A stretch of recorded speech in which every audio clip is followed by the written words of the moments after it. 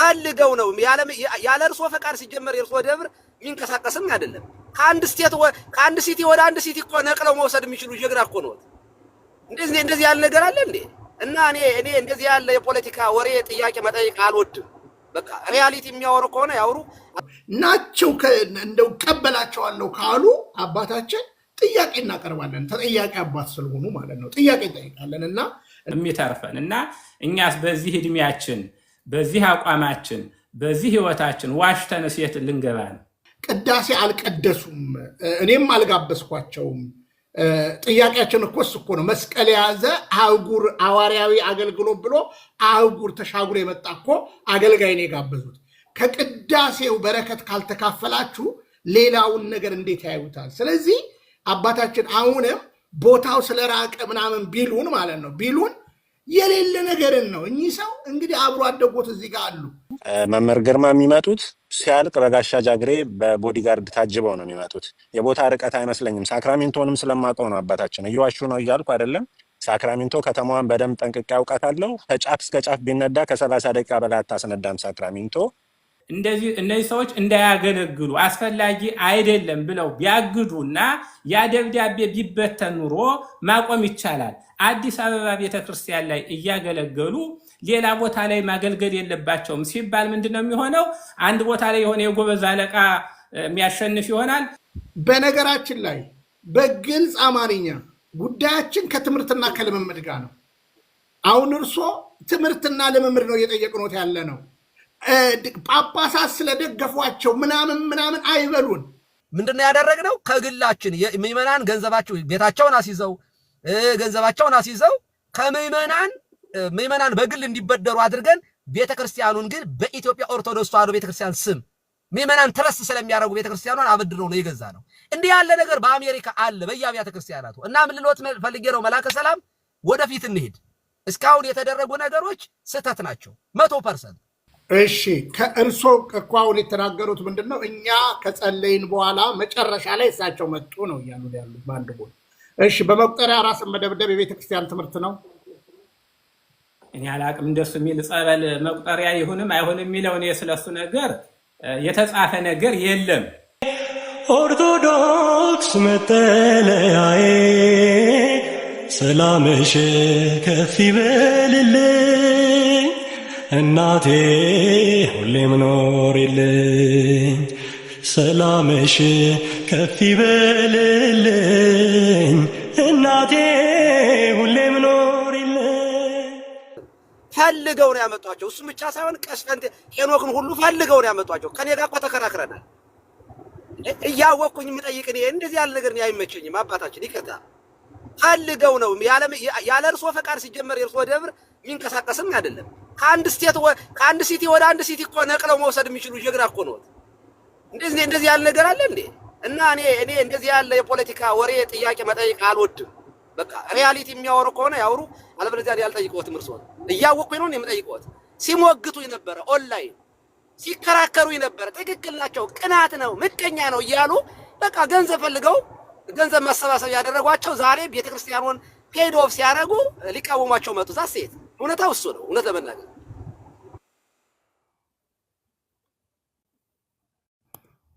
እሺ ሰላም ራሱ እሺ ሰላም አባታችን እንኳን ደህና መጡ። ቀሲስ ከካምፓላ ይቀጥሉ። ያስተለኝ እንኳን ደህና ቆያችሁ። ቡራኬው ይድረሰን ክቡር አባታችን። ሁላችሁ አባቶች ቀሲስ ዲበኩሉ እንዴት አላችሁልን? ወንድሞቻችን እህቶቻችን፣ እኔ ጥያቄውን ጽፌዋለሁ ከታች አጋጣሚ ኬክ ወንድሜ እንኳን አይቶታል በደንብ አድርጎ። መመለስ ያለበት ክቡር አባታችን መላከ ሰላም መምህር ግርማ እንበልና ሁሉ ሰው ስለሚለው ብዬ ነው። መምህር ግርማን ቀድሰው ሲቆርቡ ያውቃሉ ወይ? ጥሩ አድርጎ እንዲያቀርቡ ስለፈለኩ ነው። እየዘለሉ ስለሆነ ጥያቄው ደግሞ ቢበዛ ከበዛ ትንሽ እንዳይዘሉ እኛም እንድንማርበት ከስር ቢመልሱ ቆንጆ ነው። ለምሳሌ አንድ ዲያቆን ጎዝ ዲያቆን ከሆነ ከሩቅ ቢመጣ እንግዲህ ምንድን ነው የምናደርገው? መጀመሪያ ቅዳሴ ነው የምንጋብዘው። ቅዳሴ ይጋበዛል ጥሩ መሆኑን ካወቅነው እና ቅዳሴ ይገባሉ ወይ? ለምሳሌ እርሱ ካወቁት ቅዳሴ ይገባሉ ወይ? ይቆርባሉ ወይ? ያቆርባሉ ወይ ለሚል ጥያቄ ነው። ስለ ትምህርታቸውም እሱም ትንሽ ጠቀስ ቢያደርጉ የሚያውቋቸው ከሆነ ስለ ክህነታቸውም የሚያውቁ ከሆነ ይሄ ነገር ቢጠቃቅሱልና ወደ መልስ ቢገቡ የሚል ነው። እግዚአብሔር ይስጥልኝ፣ እግዚአብሔር ያክብርልኝ። እሺ እናመሰግናለን ሁላችሁ ነው። እንግዲህ አባቶቻችን እዚህ ጋር ያላችሁ እንደው ከእናንተ ልንማር ነው ቁጭ ያልነው። ያየናትን ቅድስት ቤተክርስቲያን ትምህርቷ ይከበር፣ ልምምዷ ይከበር፣ ስርዓተ ቤተክርስቲያን ይከበር ከሚል ውጭ ሌላ ምንም አይነት እንትን የለንም እና በተቻላችሁ መጠን እንደው ብዙ አብራችሁ አሳልፏችኋል። ከማናችንም በላይ እናንተ ደግሞ መቀራረብና በውስጥ መነጋገር ትችላላችሁ እና አንዳችሁ ለአንዳችሁ የምትነጋገሩት ነገር እንትወውና አሁን እየጠየቅን ያለነው የቤተክርስቲያን ስርዓትና የቤተክርስቲያን ጉዳይ ስለሆነ አባታችን በእውነት ቀጥታ ወደ ጠየቅነው ጥያቄ የሶሻል ሚዲያ ሰው ኖት፣ ይልቁኑ ደግሞ የዝዋይ ሰው ኖት። አባታችን በደንብ እንደተነጋገረ ነው። ከማናችንም በላይ ቅድም እንደ ቀሲስ ሉቃስ እነ ግርማን ያውቋቸዋል በግልጽ አማርኛ። ስለዚህ የተጠየቀውን ጥያቄ ይሄ ነው ብለው ቢመልሱልን፣ ለምሳሌ አይ ቀድሶ አቁርቧል ካሉ እዚህ መቼም የነበሩ ሰዎች ስለነበሩ ደብሮት ላይ ይቀጥላሉና እንደው ከቀሲስ ዲበኩሉ ጋር ያላችሁን ንግግር እንደው አንዳችሁ ለአንዳችሁ አንማርበትምና እባካችሁ እንደ ታናሽ ልጅ የምጠይቃችሁ ግልጽ የሆነ ነገር ነው ማለት ነው። ስለዚህ ዓላማው ላይ እናተኩር። ኦኬ ከድሮ ተምረንበታል። ከዚህ በኋላ ግን ለዚህ ጉዳይ ላይ እንደ አንድ እንሄዳለን፣ እንደ አንድ ቆመን ለቤተ ክርስቲያን እናደርጋለን የሚለውን ነገር እንድናተኩርበት ነው የዚህ መርሃ ግብር ትልቁ ዓላማ ማለት ነው። ትልቁ ዓላማ ትላንትና እንደ ግርማ ስራ ስር ሲሰራ የነበረ ሰው ከ3 ቀን በፊት መጥቶ እዚህ አቁም ያለው ብሎናል። ከእንግሊዝ ድረስ ከስንዱ ጋር የመጣ ሰው እዚህ ቤት መጥቶ ይሄው ወጥቻለሁ፣ ብዙ ነገር የተበላሽቷል፣ ከእንግሊዝ ድረስ አለቀ። ስለዚህ ያንን ነው እኛ የምንፈልገው። ናቸው እንደው ቀበላቸዋለሁ ካሉ አባታችን ጥያቄ እናቀርባለን። ተጠያቂ አባት ስለሆኑ ማለት ነው ጥያቄ እንጠይቃለን እና እንደው የሁለቱ አባቶቻችን ንግግር እንደው እኛ እንማርበትም እና ቀጥታ ጥያቄዎቹ ላይ ትኩረት ቢያደርጉልን አባታችን። እኔም እኮ እንደሱ እኮ ነው። አሁን ጥፋት አያችሁብኝ፣ በእኔ አጠፋሁኝ። ካጠፋሁ ልስተካከል። በእውነቱ እኔ በተራያ ጊዜ ስናገር ጣልቃ ይግቡብኝ ነው ያልኩኝ። በእሳቸውም በሌሎቻችሁም ስለማልገባ እኔ በምናገር ጊዜ ማንኛውም ሰው አይግባብኝ ነው ያልኩኝ እንጂ ሌላ እኔ ክፉ ቃል አልናገርም እንኳ አልተናገርኩም። ሰዎች የፈለጋችሁትን ጥያቄ ማንኛውንም መጠየቅ የሚፈልግ ሰው በነፃነት ይጠይቃል። ይኸው ቁጭ ብዬ አስጨርሳለሁ። እኔም ደግሞ መልስ ስሰጥ ጣልቃ አትግቡብኝ ነው እኮ የኔ አባባል። ይሄ ነው ግልጽ ከሆነላችሁ። አንድ ሰው እንዲያው ምንስ እንዲያው የተለየ መብትና የተለየ ስልጣን ቢኖረንም እኮ ይህን ያህል እኮ አምባገነን መሆን እኮ የለብንም እኮ። ምክንያቱም እኔ የሰዎችን መብት አክብሬ ነው ዝም ብዬ እሰማለሁ እስኪያልቅ። ከዚያ ደግሞ የእኔ ተራ ሲደርስ ደግሞ በእውነት መብቴም እኮ ሊከበር አይገባም? በእውነቱ የኔስ ያ እኮ ነው በእውነት። እና በዚህ መሰረት ነው እና የተጠየቁት ጥያቄዎች። ሌላው ከአንድ ስቴት ወደ አንድ ስቴት ቤተክርስቲያን ወሰድክ የሚሉት እኔ አይደለሁም። በጊዜው ቤተክርስቲያኑ የነበረው ሳንሁዜ ነው። ሳንሁዜ በሚሊዮኖች የሚቆጠር ገንዘብ ካልሆነ ቤተክርስቲያን መግዛት አይቻልም። የነበሩት አባታችን እንደው ይቅርታ፣ እሱን እባኮ ሌላ አጀንዳ አይደል? ቆዩ እንጂ ለሰው ሜሴጅ አስተላልፎ ለዚያ መልስ ካልተሰጠ እኮ በሰው አይምሮ ሌላ ነገር ነው የሚጭረው። እንዴ በኋላ እሱ ጥያቄ ላይ በኋላ ብናደርግ የለም አብሮ እየሄደ ነው እንጂ እንደሱ አይደለም እኮ። ጫና ነው የሚሆነው እኮ። እንደሱ ከሆነማ ማቋረጥ ነው የሚሻለው ማለት ነው።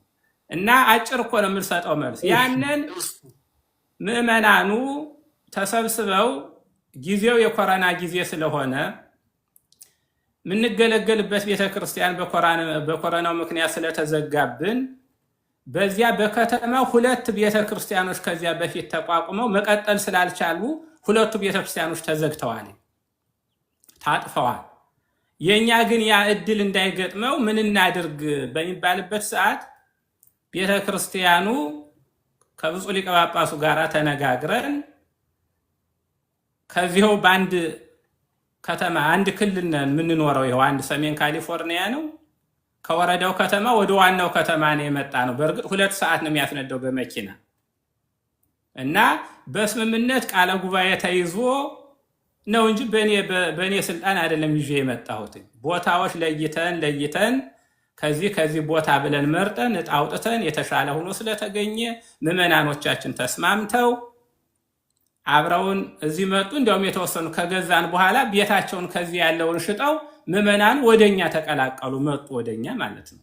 ምክንያቱም እዚያ ላይ ለመግዛት አቅም ስላልነበረን በዚህ ነው እንጂ በግሌ በስልጣኔ ያደረኩት ነገር የለኝም ማለት ነው። ለሰዎች ያልሆነ ሜሴጅ ማስተላለፍ ስለሆነ ብዬ ነው እንጂ በእኔ አይደለም። ምክንያቱም ምንኖረው እዚሁ አብረን ለምንኖር እውነትና እውነት ነው። አንድ ሰው እኮ እዚህ ላይ እኔ አሁን ሚዲያ ላይ የምናገረው ሐሰት ነገር ከሆነ እኮ አንደኛ በብዙ ሺህ የሚቆጠር ሰው የሚያየው ነው።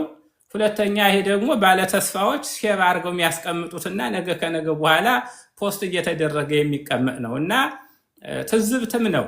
እያንዳንዳችን ለምንናገረው ከዚህ በኋላ ለሚሰማው ሰው ትዝብት ነው የሚተርፈን እና እኛስ በዚህ እድሜያችን በዚህ አቋማችን በዚህ ህይወታችን ዋሽተን የት ልንገባ ነው? አዎ ምን ዋሽበት ነገር የለም እና ይሄ ነው። ሌላው ቀድሰዋል ወይ የሚባል አልቀደሱም። ምክንያቱም እነሱም ያድሩበት ቤትና ቤተክርስቲያኑ ያለበት ስለሚርቅ የመጡት ቅዳሴ እርገት አካባቢ ነው። እግዚኦታ ሲባል ነው የመጡት። ይሄን አይቻለሁኝ። ያው ቅዳሴው እኔ ነኝ የቀደስኩኝ፣ መጨረሻ ነው የመጡት። ግን እኔም አልጋበዝኳቸውም እነሱንም እና አልጋበዝኳቸውም። ቀድሶ አገልግሉ ብዬም ሙያ ይኑራቸው አይኑራቸው እኔ አልጠየቅኳቸውም። በእውነቱ እኔ እውነት ነው የምመሰክረው። ቀሲስ ሄኖክ የሚባሉት ግን 2ኛ ተጨማሪ ካህን ሆነው ቀድሰዋል። የመጡ ጊዜ 2 ጊዜም ሲመጡ ከኔ ጋራ ተጨማሪ 2ኛ ካህን እየሆኑ አገልግለዋል። 2ኛ ቄስ ሆነው ቀድሰዋል። ስጋው ደግሞ ተቀብለዋል። ይሄ ነው። እነዚህኞች ግን ስጋው ደግሞ አልተቀበሉም። ምክንያቱም ስላላስቀደሱ ስጋው ደግሞ አልተቀበሉም፣ አልቀደሱም። የመጡትም ቅዳሴ ካለቀ በኋላ ስለሆነ ማለት ነው። ይሄ ነው አንዱ። ይሄ ነው ግልጽ ሆነ። ይሄ እሺ። ሌላው እሺ፣ አባታችን እንግዲህ ጠያቂውንም እያስገቧቸው ነው ማለት እንደው አባታችን እንደው አለባብሰው ቢያርሱ በአረም ይመለሱ እንደሚባለው አሁን በቤተ ክርስቲያን እኔ ለምሳሌ ካህናቶች አገልጋዮች ሲጋበዙ አይቻለሁ። ለምሳሌ በነበርኩበት ዱባይ መምህር ምረታብ ሲመጣ ይቻቃለው። መምህር ምረታብ፣ ዲያቆን ብርሃኑ አድማስ ሲመጣ፣ ሌሎችም ሲመጡ አይቻለሁ። ማለት ቦታው ስለራቀ የአምልኮ ዋና ነገራችን የቤተ ክርስቲያን ዋና ነገራችን ቅዳሴ አይደለም። እንደ ቦታ ስለራቀ 3 ቀን ሙሉ በቅዳሴ አልነበሩም ማለት። ከቅዳሴስ በኋላ የቤተ ክርስቲያን ሌላ ልምምድ አለ። በቤተ ክርስቲያን ስርዓት ውስጥ ከቅዳሴ በሰላም ሂዱ ከሚባል ከቤተ ክርስቲያናችን ስርዓት ውጭ የሚደረግ ነገር አለ። ምናልባት እርሷን የተናገሩት ነገር ቅዳሴ አልቀደሱም፣ እኔም አልጋበዝኳቸውም። ጥያቄያችን እኮ እሱ እኮ ነው። መስቀል የያዘ አህጉር ሐዋርያዊ አገልግሎት ብሎ አህጉር ተሻግሮ የመጣ እኮ አገልጋይ ነው የጋበዙት። ከቅዳሴው በረከት ካልተካፈላችሁ ሌላውን ነገር እንዴት ያዩታል? ስለዚህ አባታችን አሁንም ቦታው ስለራቀ ምናምን ቢሉን ማለት ነው ቢሉን የሌለ ነገርን ነው። እኚህ ሰው እንግዲህ አብሮ አደጎት እዚህ ጋር አሉ፣ አብረው ያሳለፉ ዝዋይም ቀድሰው ማቁም አቁርበው ማቁም ስላልጋበዝኳቸው ነው ካሉ የቤተ ክርስቲያን ቢያንስ እኮ ሰው እኮ ባይቀድስ አቤት ቀሲስ በጣም ዶክተር ይቅርታ የምናውቀው ነገር ነው። በቃ መምህር ግርማ ቀድሰው አያውቁም። የምናውቀው ነገር ላይ ለምን ጊዜ እናጠፋለን? ቦታው ርቋል፣ አልመጡም፣ አላስቀደሱም፣ ሲያልቅ ነው የመጡት ተብሏል። በቃ አለቀ። ወደፊት መሄድ ነው። ይህን ነጥብ ብቻ መያዝ ነው። ቢኒዬ ከታላቅ ይቅርታ ጋር ሳክራሜንቶ በመሰረቱ በጣም ብዙ ጊዜ የተመላለስኩበት ከተማ ነው። ትንሽ ከተማ ናት። በእርግጥ አሁን ሰፍታለች። አዳዲስ ሰፈሮች እየተጨመሩ ነው። እንግዲህ የእርሶ ቤተክርስቲያን ያለበትንም ቦታ እርግጠኛ አይደለሁም፣ መሀል አካባቢ ይመስለኛል። በየትኛውም የሳክራሜንቶ አቅጣጫ ከ30 ደቂቃ በላይ የሚያስነዳ አይመስለኝም። ሌላ መቼም ኦክላንድ ወይም ሳኖዜ አታሳርፏቸውም። ዞሮ ዞሮ በቃ አልመጡም፣ ሲቀድሱም ታይተው አያውቁም። ስለዚህ አባታችንንም ባናጨናንቅ ወደ እኔ ጥያቄ ብናልፍ። እሺ ነጥቡን ይዞ ማለፍ እኮ ነው። እንኳን ቅዳሴ ይቅርና ሰዓታት አይቆሙም። ይቀጥሉ። እሺ አዎ እሱ ሊሆን ይችላል። እኔ በእውነቱ እንዳልኳችሁ ቅድም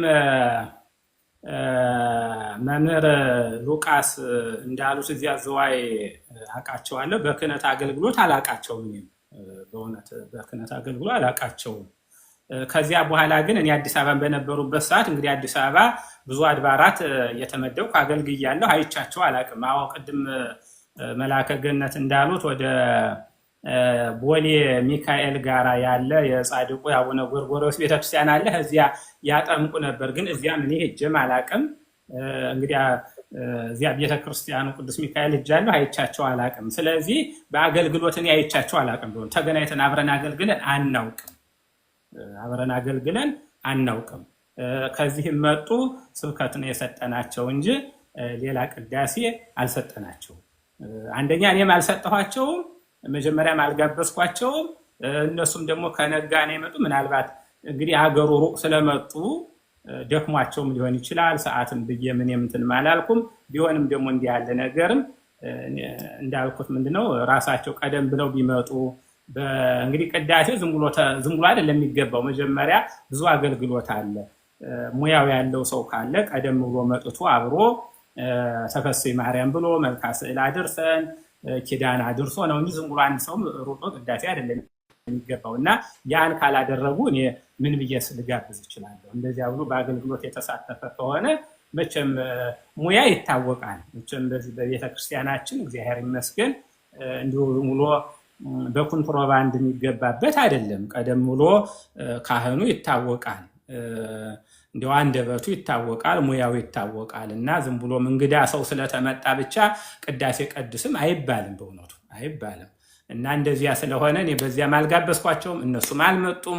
የመጡትም መጨረሻ ላይ ነው። ስጋ ወደሙም ደግሞ ቁሞ ላላስቀደሰ ሰው ያኛም ስለማንሰጥ እሱም እንዲያውም ውጭ ነው የነበሩት በእውነቱ። እና ኋላ ነው ገቡ፣ ትምህርት አስተምረዋል። ይሄን ያየሁትን ነው የምመሰክረው። ይሄ ነው። በአንተ በኩል ምንድነው በእነሱ አመለካከት የምትሉት? እኔ በእውነቱ እንደምታዩት እኔ ከዚህ ብቻዬን ነው ያለሁት። ይህን ያህል ሀተታ ገብቼ ስለ አንዱ ማጠናበት ያን ምለው ማወጣው ማወርደው ነገር የለኝም። ከሰው እንዲሁ ስንጫወት እንዲህ ነው ብለው ይላሉ። እኛ ወደዚህ ስንጋብዝ ዝም ብለንም አይደለም የጋበዝነው። በቂ የሆነ መረጃ እንዲያስተምሩ እንዲያገለግሉ የተጻፈ በቂ መረጃ አለኛ ጋር የተላከ። ምክንያቱም እኛም ዝም ብለን አይደለም፣ በስሜት አይደለም። ከየአገለግሉባቸው አብያተ ክርስቲያናት ሰርተፊኬት ሊቃነ ጳጳሳት የጻፉላቸው ማስረጃዎች ያ ሁሉ ተሰባስቦ ዶክሜንት አድርገን ይዘነዋል። እኛ ያን ሁሉ ዶክሜንት ይዘናል። በስተመጨረሻም ምንድን ነበር የተባለው? ምናልባት የተወገዙበት ደብዳቤ ካለ የታገዱበት ደብዳቤ ካለ የሚል ጥያቄ ተነሳ። ከምዕመናኑ ተነሳ። ሰዎችን አቅርቡልን አልናቸው።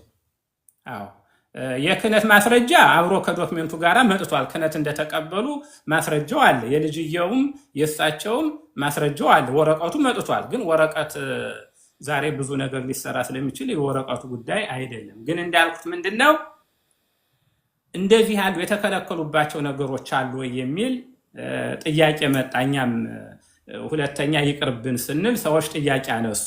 የታገዱበት የተከለከሉበት ነገር ካለ ምናልባት ተወግዘው ከሆነ መጥተው እያገለገሉ ያሉ እኛም መጠየቅ አለብን የሚል ሰው ተነሳ። ከዚህ በኋላ ምንድነው ያደረኩኝ? ወደሚመለከታቸው እንደው ሰዎች እንዲህ እንደናንተ አንዳንድ ሰዎች የደወሉልኝ ነበር፣ እባካችሁ ላኩልኝ አልኩኝ።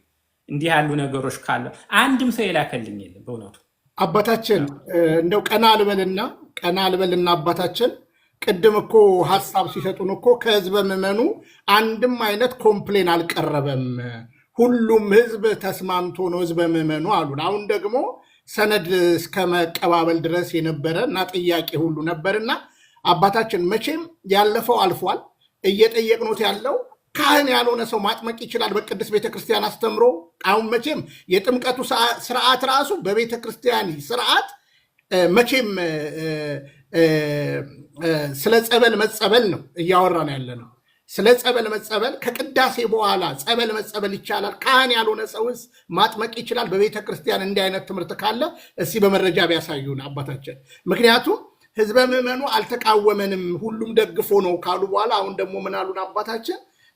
ጥያቄዎች ተፈጥረው ሰነዶች አምጡ አልኩኝ። ሰነድ ቀረበ። ይሄ በራሱ አባታችን ትክክል ያልሆነ ነገር ነው። ምክንያቱም ህዝቡ ጫና አድርጎን የጋበዝናቸው ብለውናል። አሁን ደግሞ ጥያቄ መጣ። ጳጳስ ደገፋቸው፣ እንደዚህ ደብዳቤ ተሰጠ አሉ። እኛ ጳጳሳት ስለጻፉት ደብዳቤ ከእርሶ በላይ እንግዲህ አዲስ አበባ ከነበሩ በግልጽ ተናግረናል።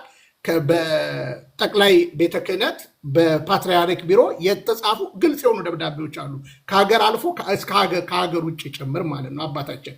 ስለዚህ አሁን እርሶን የምንጠይቀው ተጠያቂ አባት ስለሆኑ ካህን ያልሆነ ሰው ማጥመቅ ይቻላል ወይ? ከቅዳሴ በኋላ ታላቁ የጌታ ስጋና ደም ከተፈተተ በኋላ በላባጆ ውሃ ጥምቀት የሚል የቤተ ክርስቲያን ስርዓት አለ ወይ? እንደ አንድ ተጠያቂ አባት እንደ አንድ ትንሽ ተራ ምዕመን ነው እየጠየቅኩት ያለው እና ይህንን ግልጽ እንዲያደርጉልን ነው አባታችን እየጠየቅኖት ያለው ማለት ነው። ምክንያቱም በቃ ተሳስተናል፣ የነበረው ነገር ስህተት ነው ከማለት ውጭ እንደው ነገሮችን ባያደባብሱብን ለምን በቃ ከእንግዲህ አንቀበላቸውም ስላሉ ማለት ነው። ስለዚህ ይሄንን በግልጽ እንዲነግሩን ነው የምንፈልገው አባታችን። ይቅርታ ምናልባት ከሳች ሰሚውም ግልጽ ነገር እንዲሆን ማለት ነው። በጣም ይቅርታ አባታችን። እርስዎ አልተረዱኝም ያልኩትን እና አሁን የእርስዎ ጥያቄ ነው። እኔ ያልኩትን በትክክል ምንድነው ያልኩት? መጀመሪያ የሰዎቹ ጥያቄ እንዲመጡ ጥያቄ አቀረበ ሰው። ሲያቀርቡ ግን እኔ ምንድነው ያደረግኩት? መረጃ ላኩልኝ አልኳቸው። ከነሱ ጋር የቪዛ ፕሮሰስም ስለነበረ መረጃ አልኳቸው። ላኩልኝ ነው ያልኩት። ደብዳቤው ተላከ። ያን ይዣለሁኝ። ከዚያ በኋላ እንደገና ደግሞ እንዳይመጡ ብለን ስንል የተከለከሉበት ደብዳቤ አለ ወይ የሚል ተነሳ ነው። ግልጽ ሆነልዎት? ሁለቱን እንዳይምታታብዎት። መጀመሪያ መረጃ ያልኩት እነሱ እንዲመጡ ስናደርግ ለፕሮሰስ ማስረጃችሁን ላኩ አልኩኝ። ማስረጃቸውን ላኩ። ያ ዶክሜንት አለን። ከዚያ በኋላ አገልግሎት ጨርሰው ከሄዱ በኋላ አይ ከሀገረ ስብከቱም ጋር ስንነጋገር ሁለተኛ አይምጡ ስለተባለ እዚያ ስምምነት ላይ ስለተደረሰ እስኪ ሰዎቹ ጥያቄ ሲያነሱ የተከለከሉበት ደብዳቤ አለ ወይ የሚል ጥያቄ አነሱ ነው ያልኩት። ሰምተው ይኮንበት ከመርሃ ግብሩ በኋላ ማለት ነው እያሉ ከመርሃ ግብሩ በኋላ የታገዱበት ደብዳቤ አለ ወይ ተባለ። ተፈልጎ ማንም ሰው ያገኘልኝ ደብዳቤ የለም። ግን እነሱ እንዳልኩት የስልጣነ ቅድም እርሶ ያሉት ክህነት የሌለው ሰው ማጥመቅ አይችልም። 4 ነጥብ። ስልጣነ ክህነት የሌለው ሰው ለምን ፈቀዱ ታዲያ? ለምን ፈቀዱ ታዲያ? እንዴ ማስረጃ ያላቸው ክህነት የተቀበሉበት እንዴ ሁለቱም ከቅስና የተቀበሉበት የሊቀ ጳጳሱ ማስረጃ ያላቸው የሁለቱም። እሺ ከቅዳሴ በኋላ ማጥመቅ ይቻላል? እሱ በሀገራችንም ይጠመቃል። ቆራቢዎቹ ወይም ቀዳሾቹ አይጠመቁም እንጂ ሌላው ይጠመቃል። በሀገራችንም እንጦጦ ኪዳነ ምሕረትን ብትሄዱ ቅዳሴ ይቀደሳል። የቆረበው ሰው ወይም ደግሞ የቀደሰው ካህን አይጠመቅም እንጂ ሌላው ሁሉ ይጠመቃል። ከቅዳሴ በኋላ እኮ ነው ታዲያ የሚጠመቀው ቅዳሴ። በአዲስ አበባ ያለው አድባራት በአደባባይ በቤተክርስቲያን ፊት ለፊት አሁን እነ ግርማ በሚያደርጉት እነ ግርማ ጸበል መጸበሊያ ቦታ ነው ያጠመቁት ወይስ አደባባይ ላይ ነው ያጠመቁት? እናንተ ቆዩ እንደሱ አለ። ምንድነው ቅዳሴ ውጭ አዲስ አበባ ዓመት እስከ ዓመት ቅዳሴ ይቀደሳል። ጸበል ቤት እያንዳንዱ ቤተክርስቲያን ጸበል ቤት አለው። ቅዳሴ ከተቀደሰ በኋላ ነው ጸበል የሚጠመቀው። ይጠመቃል። ይሄ ምንም ችግር የለም። ቆራቢውና ቀዳሹ ብቻ ነው ማይጠመቁት እንጂ ሌላው ይጠመቃል። ከቅዳሴ በኋላ ጸበል አይጠመቅ የሚል እንትን መመሪያም የለም። ሌላው የቢኒ ጥያቄ አባታችን የቢኒ ጥያቄ የሚመስለኝ ምንድን ነው፣ በአውደ ምሕረት ላይ የሚደረግ የአጥምቆት ስነስርዓት የለም በኢትዮጵያ ቤተክርስቲያን። እንጦጦ ኪዳነ ምሕረትን ጠቅሰዋል። እንጦጦ ኪዳነ ምሕረት የጸበል ስፍራዋ ከቤተ ክርስቲያኑ 300 እና 400 ሜትር ርቀት ላይ ገና ዳገቱን ሳንወጣታች ነው ያለው። የራሱ የማጥመቂያ ስፍራ አለው። ጸበልተኛ እዛ ይገባል። እዛ ቦታ የተመደበ ካህን ያገለግላል እንጂ ልክ ቅዳሴ ካለቀ በኋላ የኪዳነ ምሕረት ግቢ አውደ ምሕረት ለጸበል ማጥመቂያ አገልግሎት አይውልም። እንደዛ አይነት ስርዓት የለም። በጣም ብዙ ቦታዎች አሉ። እነዚህ ሰዎች የሚያደርጉት ነገር ብቻ ነው አውደ ምሕረት ላይ የሚደረገው። አውደ ምሕረቱም ላይ ደግሞ አሁን እኛ የምናሆንልን አባታችን ምንም አዲስ ነገር አይደለም። ምክንያቱም መምህር ግርማ የሚመጡት ሲያልቅ በጋሻ ጃግሬ በቦዲጋርድ ታጅበው ነው የሚመጡት። የቦታ ርቀት አይመስለኝም። ሳክራሚንቶንም ስለማውቀው ነው አባታችን። እየዋሹ ነው እያልኩ አይደለም። ሳክራሚንቶ ከተማዋን በደንብ ጠንቅቄ አውቃታለሁ። ከጫፍ እስከ ጫፍ ቢነዳ ከ30 ደቂቃ በላይ አታስነዳም ሳክራሚንቶ። ሲጀመር ደግሞ እዚህ ሀገር አንድ ሰው ሲጋበዝ ጋባዡ አካል የት እንደሚያርፍ ወስኖ እንዳሳረፍ፣ በሆቴልም ካሳረፈ በምዕመናን ቤትም ካሳረፈ ያንን አገልጋይ ካህን ወይም ሰባኪ የሚሆን ዘማሪ የሚሆን ሌላም አባትም ካህን የሚሆን ሄዶ ጠዋት ካደረበት ቦታ የሚያመጣ ሰው ሁሉ የሚመድበው እኮ የእርሱ ኃላፊነት እኮ ነው የአባታችን፣ የሌላ ሰው አይደለም። መምህር ግርማ ለሀገሩ እንግዳ ለህዝቡ ባዳ ናቸው። ያሳረፏቸው እርሶ ኖት፣ ሆስት ያደረጓቸው። ስለዚህ ትራንስፖርታቸውንም የሚመድቡ እርሶ ኖት። ማታም ነው ደግሞ መርሃ ግብር መውጣት ያለበት አይደለም። 3 ቀን ስትሰነብቱ እሁድ ቅዳሴ እንዳለ ይታወቃል። የነገው ቅዳሴ በማን እንደሚመራ እሳቸው ለመቀደስ ይፈልጉ አይፈልጉ ሀሳብ እኮ ይቀርባል እንዴ። እኛም እኮ እንጋብዛለን አገልጋዮች በየቦታው። ስለዚህ በቅዳሴ የሚሳተፍ ከሆነ ይሳተፋል፣ አይ ካለም ደግሞ መጥቶ ይሳተፋል። ቅድም እኮ የተባለው ነው ከቅዳሴ የበለጠ አገልግሎት ስለሌለ ማለት ነው።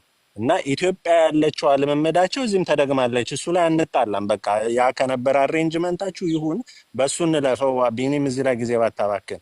የእኔ ጥያቄ ግን አሁንም አልተመለሰም። አባታቸው አልመልሰው የሚበሉና ዝግት ያርጉልኝ።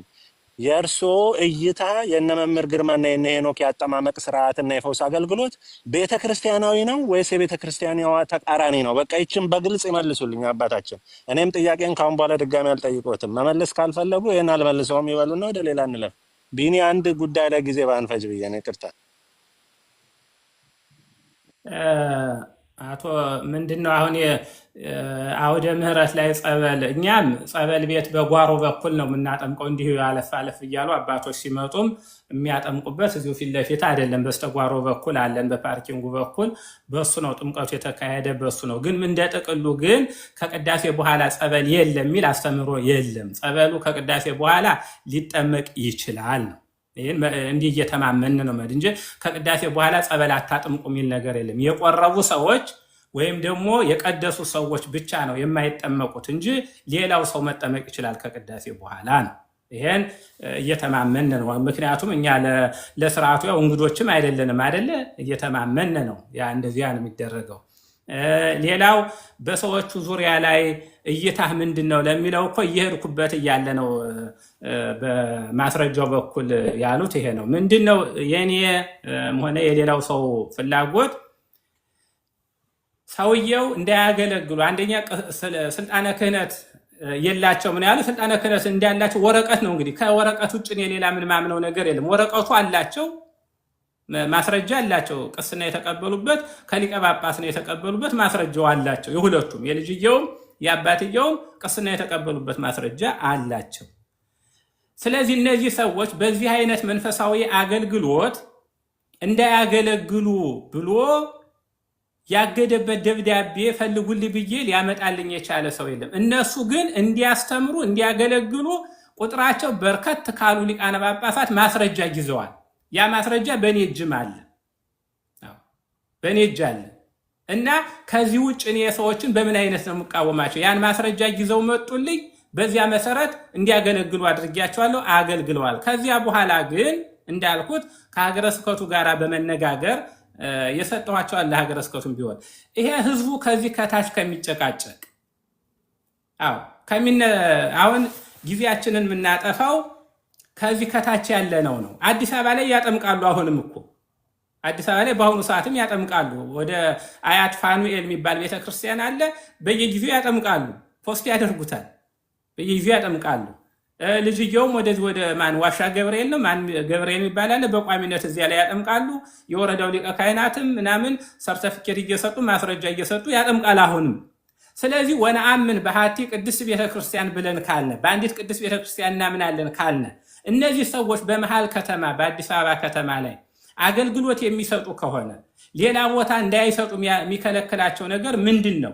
በትክክል እነዚህ ሰዎች ለቤተ ክርስቲያኒቷ አስፈላጊ አይደሉም ብሎ ከታመነ እኛ እርስ በርሳችን ከታች ያለ ነው ከምንጨቃጨቅ ምን አለ ሊቃነ ጳጳሳቱን በየሀገረ ለምሳሌ መምህር ግርማ ወደ አሜሪካ ያመጧቸው መጀመሪያ ሊቀ ጳጳስ ነው ያመጧቸው። አዎ ፕሮሰሳቸውን ጨርሰው ያስመጧቸው ሊቀ ጳጳስ ናቸው።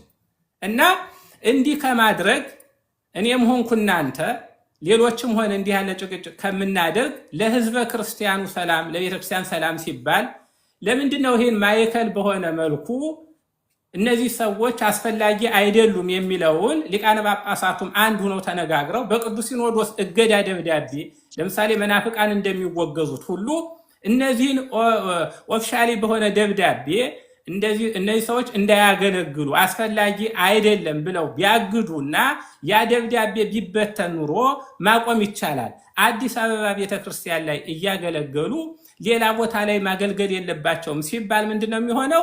አንድ ቦታ ላይ የሆነ የጎበዝ አለቃ የሚያሸንፍ ይሆናል፣ አንድ ቦታ ደግሞ የነሱ ቲፎዞ ደግሞ የሚያሸንፍ ይሆናል። ይሄ እርስ በርሳችን ስንባላ ነው እንጂ የምንኖረው ቤተክርስቲያኒቷ ሰላም አታገኝም። ቤተክርስቲያኒቷ ሰላም እንድታገኝ ካስፈለገ የሁሉ ጩኸት ከሆነ ሊቃነ ጳጳሳት የሚያምኑበት ከሆነ እንዲያውም እንዳያችሁት ሱቅ ሲከፍቱ እንኳን ሊቃነ ጳጳሳት ሄደው ነው ያንን የባረኩላቸው።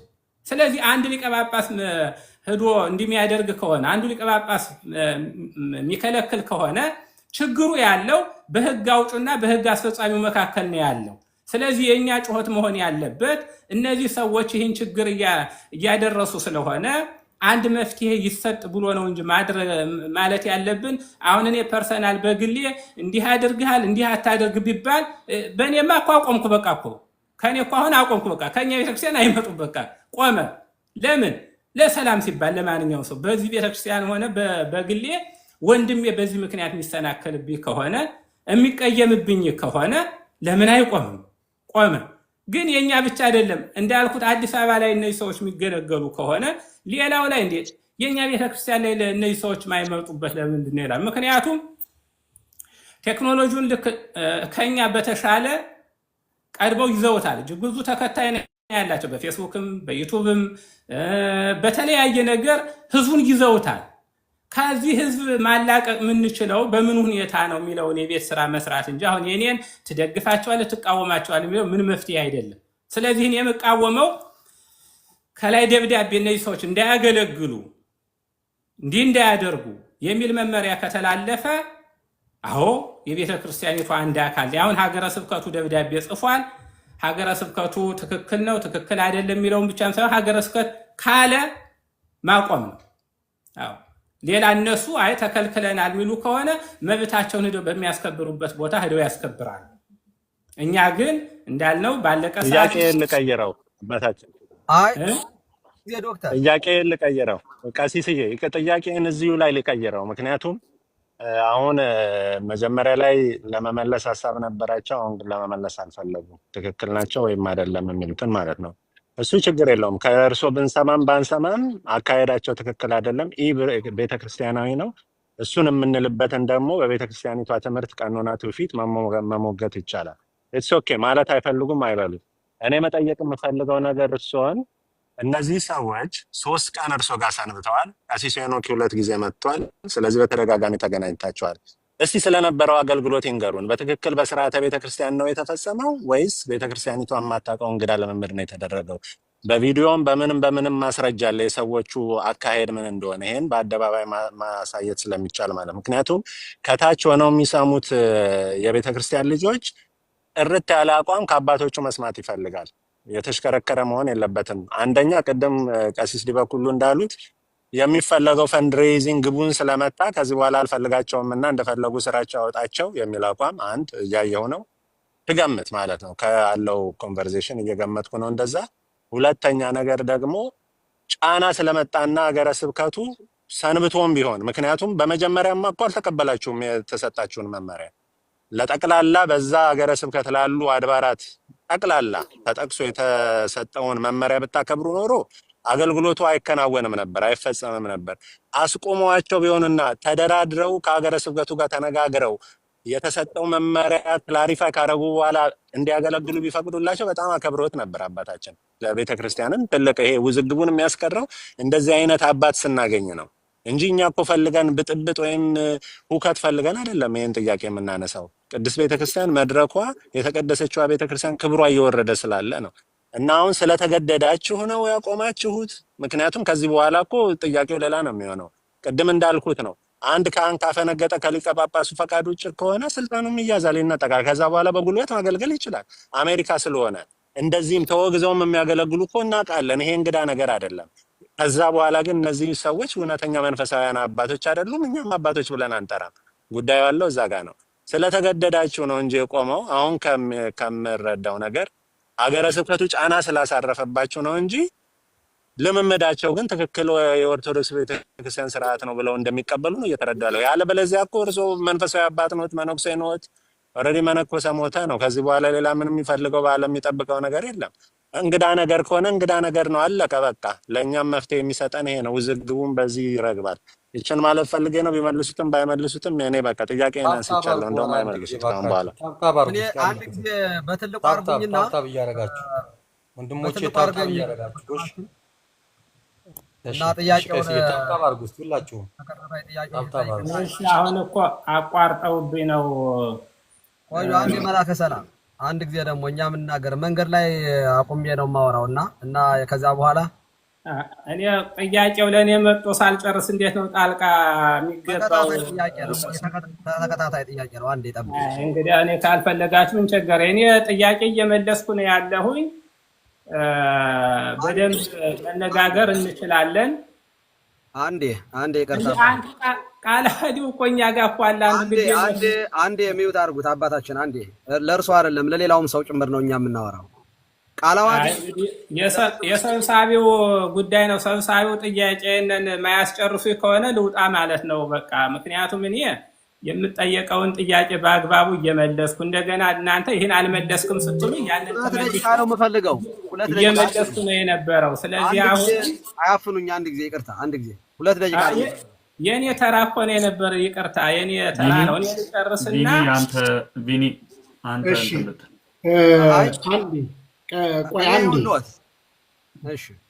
አንዴ እኔ እኮ 2 ደቂቃ ነው የምፈልገው። ምናልባት ቆይ አንዴ እንግዲህ እዚህ ያላችሁ በጠቅላላ አሁን አባታችን የተጠየቁትን ጥያቄ መልሱልን እያልን ያለ ነው። የእነዚህ ሰዎች ደጋፊም ከሆኑ አባታችን ደጋፊ ነን ይበሉኝ በግልጽ አማርኛ። አሁን ቅድም እንግዲህ እንዲቀጥሉ አንፈልግም አሉ። እንግዲህ ትምህርትና ልምምዳቸው ትክክል ነው ካሉ አናግሩን እያልን ያለ ነው። እሱ ነው። ምናልባት ቀሲስ ዲበኩሉ ቃለ ዓዋዲውን ሊያሳዩ ይመስለኛል። ቃለ ዓዋዲውን ቢያነሱ እኔ ለምሳሌ ከኔ ይልቅ ቃለ ዓዋዲውን ቀሲስ ዲበኩሉ ቢናገሩ እርሶ ደግሞ ጠቅላላ አድርገው ይናገራሉ። በነገራችን ላይ አባታችን በግልጽ አማርኛ ጉዳያችን ከትምህርትና ከልምምድ ጋር ነው። አሁን እርሶ ትምህርትና ልምምድ ነው እየጠየቅኖት ያለ ነው።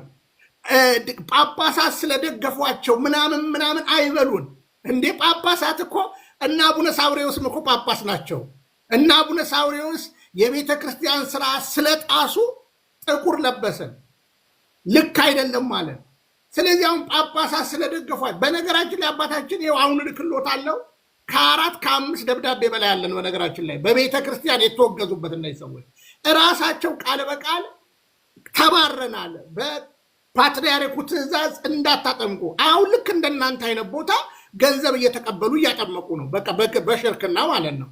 ስለዚህ አሁን እያለን ያለ ነው እርሶም እንደው የገዛኝ ሀሳቡ ጠዋት ማንም ለቤተ ክርስቲያን ከእንግዲህ መቆም አለብን የሚል እሳቤ ስለያዙ ነው ኦልሬዲ እንነጋገር ያለና ቃለ ዓዋዲውን ለምን ይፈሩታል? ቃለ ዓዋዲው እኮ ነው እርግጠኛ ነኝ ቃለ ዓዋዲውን ያንብቡልን ሌላ ነገር ከመናገር ቀሲስ ዲበኩሉ። ከዛ በኋላ ግን እደግፋቸዋለሁ ካሉ የእነዚህ ሰዎች ትምህርትና ልምምድ ቅድማው ማጥመቅ ይቻላል ብለዋል። እኛ በጸበል ቦታ ስለመጸበል አይደለም እየተናገርን ያለ ነው። ደብዳቤ ስለመጣ ነው ካህን የሚል በእውነት ለመናገር የቤተክርስቲያን ስርዓት ነው ወይ አደባባይ ላይ ማጥመቅ እየጠየቅን ያለ ነው። እሱን ነውና ቃለ ዓዋዲው ይነበብ ለሁላችንም ትምህርት ስለሆነ እርሱም ያውቁታል። ስላወቁት ግን እስኪ ያስተውሉት ነው እያለን ያለ ነው። ይቀጥሉ ቀሲስ ዲበኩሉ እንደ በትህትና ቃለ ዓዋዲውን ከሰማን በኋላ ጊዜውን መልሼ ለእርሶ ሰጣለሁ አባታችን። አይ እኔ እኮ ከሰጧ መፍቀዶትን እንኳን አላወኩም። እኔ እየተናገርኩ ስለነበረ ነው እንጂ ፈቅደውላቸው ከሆነማ ደስተኛ ነኝ። ያቀርቡ እንዴ እኔ እኮ እየተናገርኩ ቃለ ዓዋዲው ይነበብና ከዛ እርሶ ጠቅልለው ደግሞ ሀሳብ ይሰጣሉ እኮ። አቁም ስላላሉኝና የእሳቸው ነው ስላላሉኝ ነው እኮ እኔ እንትን የተጠቀምኩ እንጂ እሳቸው እንዲያቀርቡማ ፈቃደኛ ነኝ። እሺ ቃለ ዓዋዲው ይነበብ የጋራችን። አሁን እኔ ምንድነው ማሳየት የፈለኩት እኛ የህግና የስርዓት ባለቤቶች ነን። እኛ ያንን በህግ ነው ማውራት ያለብን። ዝም ብሎ ዊዛውት ኤቪደንስ ዝም ብለን አልዋልታ የሆነ ነገር ትልልቅ ሰዎች ስለሆንን ያንን ማየት ስላለብን ነው። ከቅድም ጀምረው አባታችን ሲሉት የነበረው ነገር አለ። ተመልከቱ። የሀገረ ስብከቱ ሊቀ ጳጳስ ስልጣንና ተግባር አንቀጽ 44 ላይ ነው ቃለ ዓዋዲው። በህገ ቤተ ክርስቲያን አንቀጽ 37 እና 53 የተደነገገው የሚከተሉት ስልጣንና ተግባራት ይኖሩታል። የሀገረ ስብከቱ ሊቀ ጳጳስ አንደኛ፣ ሊቀ ጳጳሱ ተጠሪነቱ ለቅዱስ ሲኖዶስ ነው። የሀገረ ስብከቱ ጽሕፈት ቤትና ጠቅላላ የቤተ ክህነት አስተዳደር መሪ እና የበላይ ኃላፊ የጠቅላላው ሰበካ መንፈሳዊ ጉባኤ ርዕሰ መንበር ነው። በሀገረ ስብከቱ ለሚኖሩ አብያተ ክርስቲያናት በሙሉ ለሀገረ ስብከቱም ለአጥቢያዎቹም ሆነ ለሀገረ ስብከቱ መሪ ነው። ሁለተኛ በሀገረ ስብከቱ ለምትገኘው ለጠቅላላዋ ቤተ ክርስቲያን ለሚመራት ለጠቅላላዋ አጥቢያ ቤተ ክርስቲያን መንፈሳዊ አባት በመሆን ለሰበካ ጉባኤያት መሪዎች፣ ልብ አድርጉ፣ የሰበካ ጉባኤ መሪዎች አሉ። በየጊዜው መንፈሳዊ ምክር መመሪያና ቡራኬ ይሰጣል፣ ያበረታታል።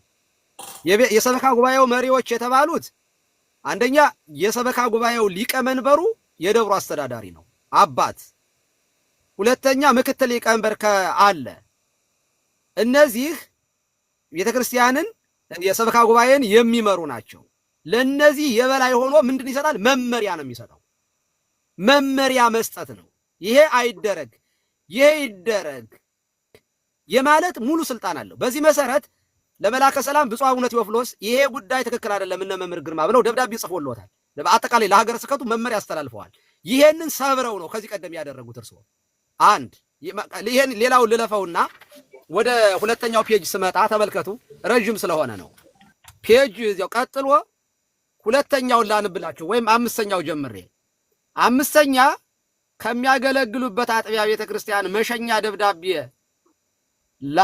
ላልያዙና በቂ የቤተ ክርስቲያን ትምህርት ለሌላቸው ክህነት አይሰጥም። አንድ ሊቀ ጳጳስ አንደኛ ካሉበት አጥቢያ መሸኛ ተጽፎ ከዛ በኋላ ያ መሸኛው የደብሩ ሰበካ ጉባኤ እገሌ የሚባል ክህነት እንዲያመጣልኝ ይፈልጋል ብሎ ሊቀ ጳጳሱ ሳይሸኝ ዝም ብሎ በአየር ላይ ሄዶ ቅስና መስጠት ዲቁና መስጠት አይቻልም።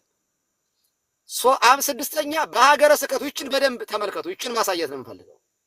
በሀገረ ስብከቱ አስተዳደር ጉባኤ እያስጠናና እየወሰነና እያስወሰነ ለሀገረ ስብከቱ የሚያስፈልጉትን ልዩ ልዩ የስራ ክፍሎች እንዲቋቋሙና ኃላፊዎች እንዲመደቡ ያደርጋል።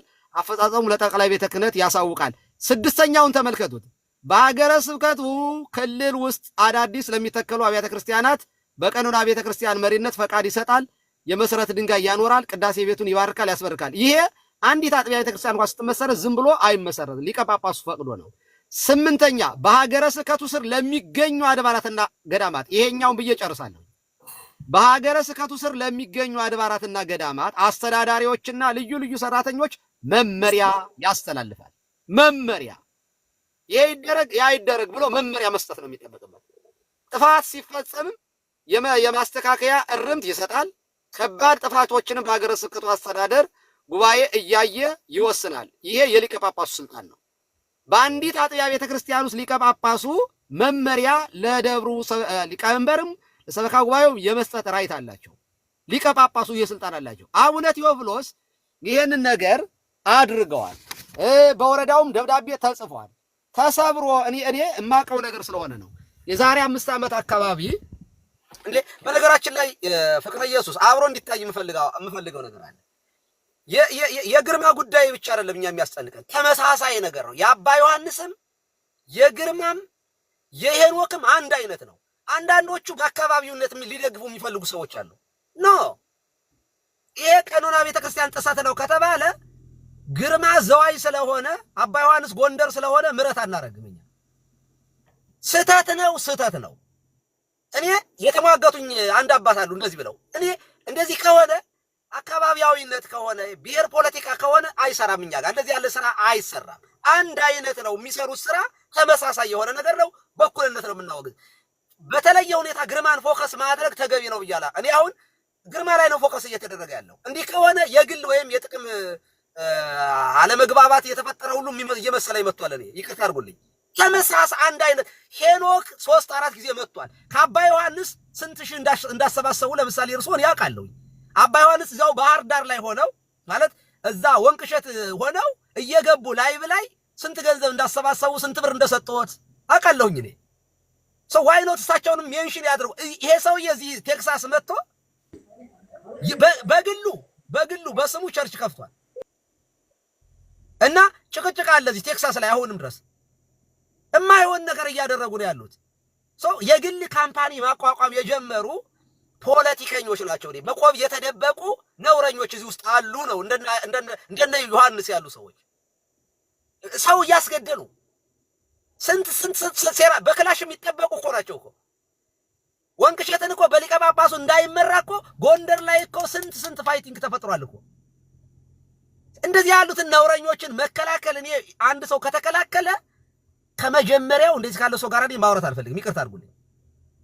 ትክክል አይደለም እኮ ሲፈጸም የነበረው ነገር እኮ ትክክል አይደለም። መላከ ሰላም ከኔ ጋር እኮ ከ5 ዓመት በፊት ተሟግተናል፣ ተከራክረናል እኮ። እርስዎ ትክክል ናቸው፣ ቅናት ነው፣ ምቀኛ ነው እያሉ ሲሞግቱ ነው የኖሩ። አሁን እኔ ሰርፕራይዝ እያደረጉኝ ነው እኮ። ምን አዲስ ነገር ተፈጥሮ ጋብዘው አምጥተው ያጥምቁ ብለው ካመጡ በኋላ የሀገረ ስብከቱን ደብዳቤ ሁሉ ምን አገባችሁ ብለው ካደረጉ በኋላ አሁን ደግሞ በምዕመናን ጥያቄ ነው። እኔ ቅድም ያነሳሁት ዝም ብዬ አይደለም። አንድን አጥቢያ 200 ምናምን ማይል የሚሆን አንድን ደብር ነው ብርግ አንስቶ ወስዶ የሆነ ሌላ ስቴት ላይ ለመስከት እኮ በጣም ፓወርፉል መሆን ይጠይቃል። እውነት ለመናገር እኔ አሁን ያለሁባትን ደብር ካለችበት ደብር ሌላ ሀገር ወስጄ ብል ማለት ነው መሳቂያ ነው የሚያደርገኝ የሚመኑ እግዚአብሔር በሚያውቀው እንደው የሆነ ወይ በራሴ ስም ካልሆነች በስተቀር ፓወርፉል እንደሆኑ አውቃለሁ። ባሉበት ቦታ ላይ አውቃለሁኝ። በራስዎ ፍላጎት አመጧቸው፣ የሚፈልጉትን ነገር አድርገዋል። you are successful። እውነት ለመናገር ከአንድም 2 ቤተክርስቲያን ጥሩ ነው ገዝተዋል እና ፔድ ኦፍ አድርገዋል። አሁን በቃ you are ኦነር እንደፈለጉ የሚያረጓት ቸርች አለችሁት። እኔ አውቃለሁ። ልናገር ካልኩ ብዙ ነገር ነው የምናገረው። መላከ ሰላም ግን ግድ የለም። ስለዚህ ታርጌት አያድርጉ። በተለየ ሁኔታ ግርማን ታርጌት መደረግ የለባችሁ። ትምህርቱ ተመሳሳይ እኛም ጋር እኛ ከተማ ሄኖክ መጥቶ ነበረ። ሲመጣ አቡነ በርናባስ ፈቅደው አይደለም አፈንጋጭ የሆነ ሰው ነው የጋበዛቸው። እዚህም ተመሳሳይ ማለት ነው እንደርሶ አቡነ በርናባስ ሳይፈቅዱ ምንም ነገር በሌሉበት ማለት ነው። እንደዚህ ያሉ አፈንጋጮችን መቃወም መቻል አለብን። መላከ ሰላም የተደረገው ነገር ስህተት ነው። ኦኬ ሌትስ ጎ ወደፊት እንቀጥል ከተባለ ጥሩ ነው። ግን ምንም ነገር አልተሳሳትኩኝም፣ እኔም ማውቀው ነገር የለኝም፣ ምዕመናን ጨረሳ ድረውብኝ ነው ምናምን የሚሉ ከሆነ አይሰራም። ዳንዝ ወርክ እውነት ለመናገር ትክክል አይደሉም። ስለማውቀውት እኔ ጠንቅቄ ነው የማውቀውት። መድኃኒዓለም በሚያውቀው ጎበዝ ነዎት። አሁን ለሚጠየቁ ጥያቄ ዳይሬክት መመለስ እየቻሉ ወደ ኋላ ሄደው ሌላ ነገር ይናገራሉ። ኦኬ ቱ ዘ ፖይንት። እኛ ፖለቲካውም ይገባናል። ቲክቶክን ብዙ ነገር አስተምሮናል። እግዚአብሔር በሚያውቀው ከፕሮቴስታንቱ ጋር ነው አብረን ስንሟገተው ምን ነው አባታችን እስካሁን በቃ አራዳ ነው። እግዚአብሔር በሚያውቀው በቃ የሚፈልጉትን ነገር አግኝተዋል። ከዚህ በኋላ ግን ቢያንስ ተሳስቼ ነበር ይቅርታ አድርጉልኝ፣ የነበረውን ነገር እንርሳና ወደፊት እንቀጥል ካሉ ወይ አግሪ እንስማማለን። የነበሩትን ነገር ለማስጠበቅ የሚሞክሩ ከሆነ ግን ኖ። ምክንያቱም እኛ ቆስለናል፣ ደምተናል። እኔ ካለሁበት ደብር አንድ ዝም ብሎ ጋጣ ወጥ የሆነ የእሳቸው ደጋፊ የሆነ ዲያቆን ነኝ የሚል በስም ቀድሶ የማያውቅ ልጅ ላይቭ ከፍቶ ካለሁበት ደብር ነው ማለት ነው። ካለሁበት ደብር ላይቭ ከፍቶ ሰድቦኛል። ኦፍኮርስ ያለ ማስጠንቀቂያ ሰጥቼዋለሁ። ጭራሻውን የከኛ ደብርም የለም እንደዚህ ጋጠወጥ ዲያቆንም ይሁን ምን እኔ አልታገስም። ተሰድቤያለሁ እኔ በዚህ ጉዳይ ላይ ማለት ነው። ግርማን ለምን ነካህብኝ ያለ ውዳሴ ማርያም የሰኞ ውዳሴ ማርያም ፈቀደ የማይል ማለት ነው ሰድቦኛል። ላይቭ ከፍቶ የዛሬ በኮሮና ጊዜ እናንተ በምታደርጉበት ያን ጊዜ በምንሟገትበት ጊዜ ከርሶ ጋር ማለት ነው። እና መላከ ሰላም በጣም ጎበዝ ነዎት። አይኖ በጣም አራዳ ነዎት። እግዚአብሔር በሚያውቀው ያደረጉትን ነገር አውቀውታለሁ። በቃ እንርሳውና ስለወደፊቱ እነዚህ ሰዎች ስህተት ናቸው። የሚያደርጉት ነገር ህገ ቤተክርስቲያን የጠበቀ አይደለም። ሊቀ ጳጳስ እዚህ ሀገር ትክክል ነው። እዚህ ሀገር ሊቀ ጳጳስ እንደ ኢትዮጵያ መብት የለውም። ለምን? መተዳደሪያው ውስጡ ሌላ ነው። ሌላው ሲቲው የሚያውቀው ያንን ቸርች በማን ስም ነው? የኢትዮጵያ ቤተክርስቲያን መብት አላት፣ ስልጣን አላት።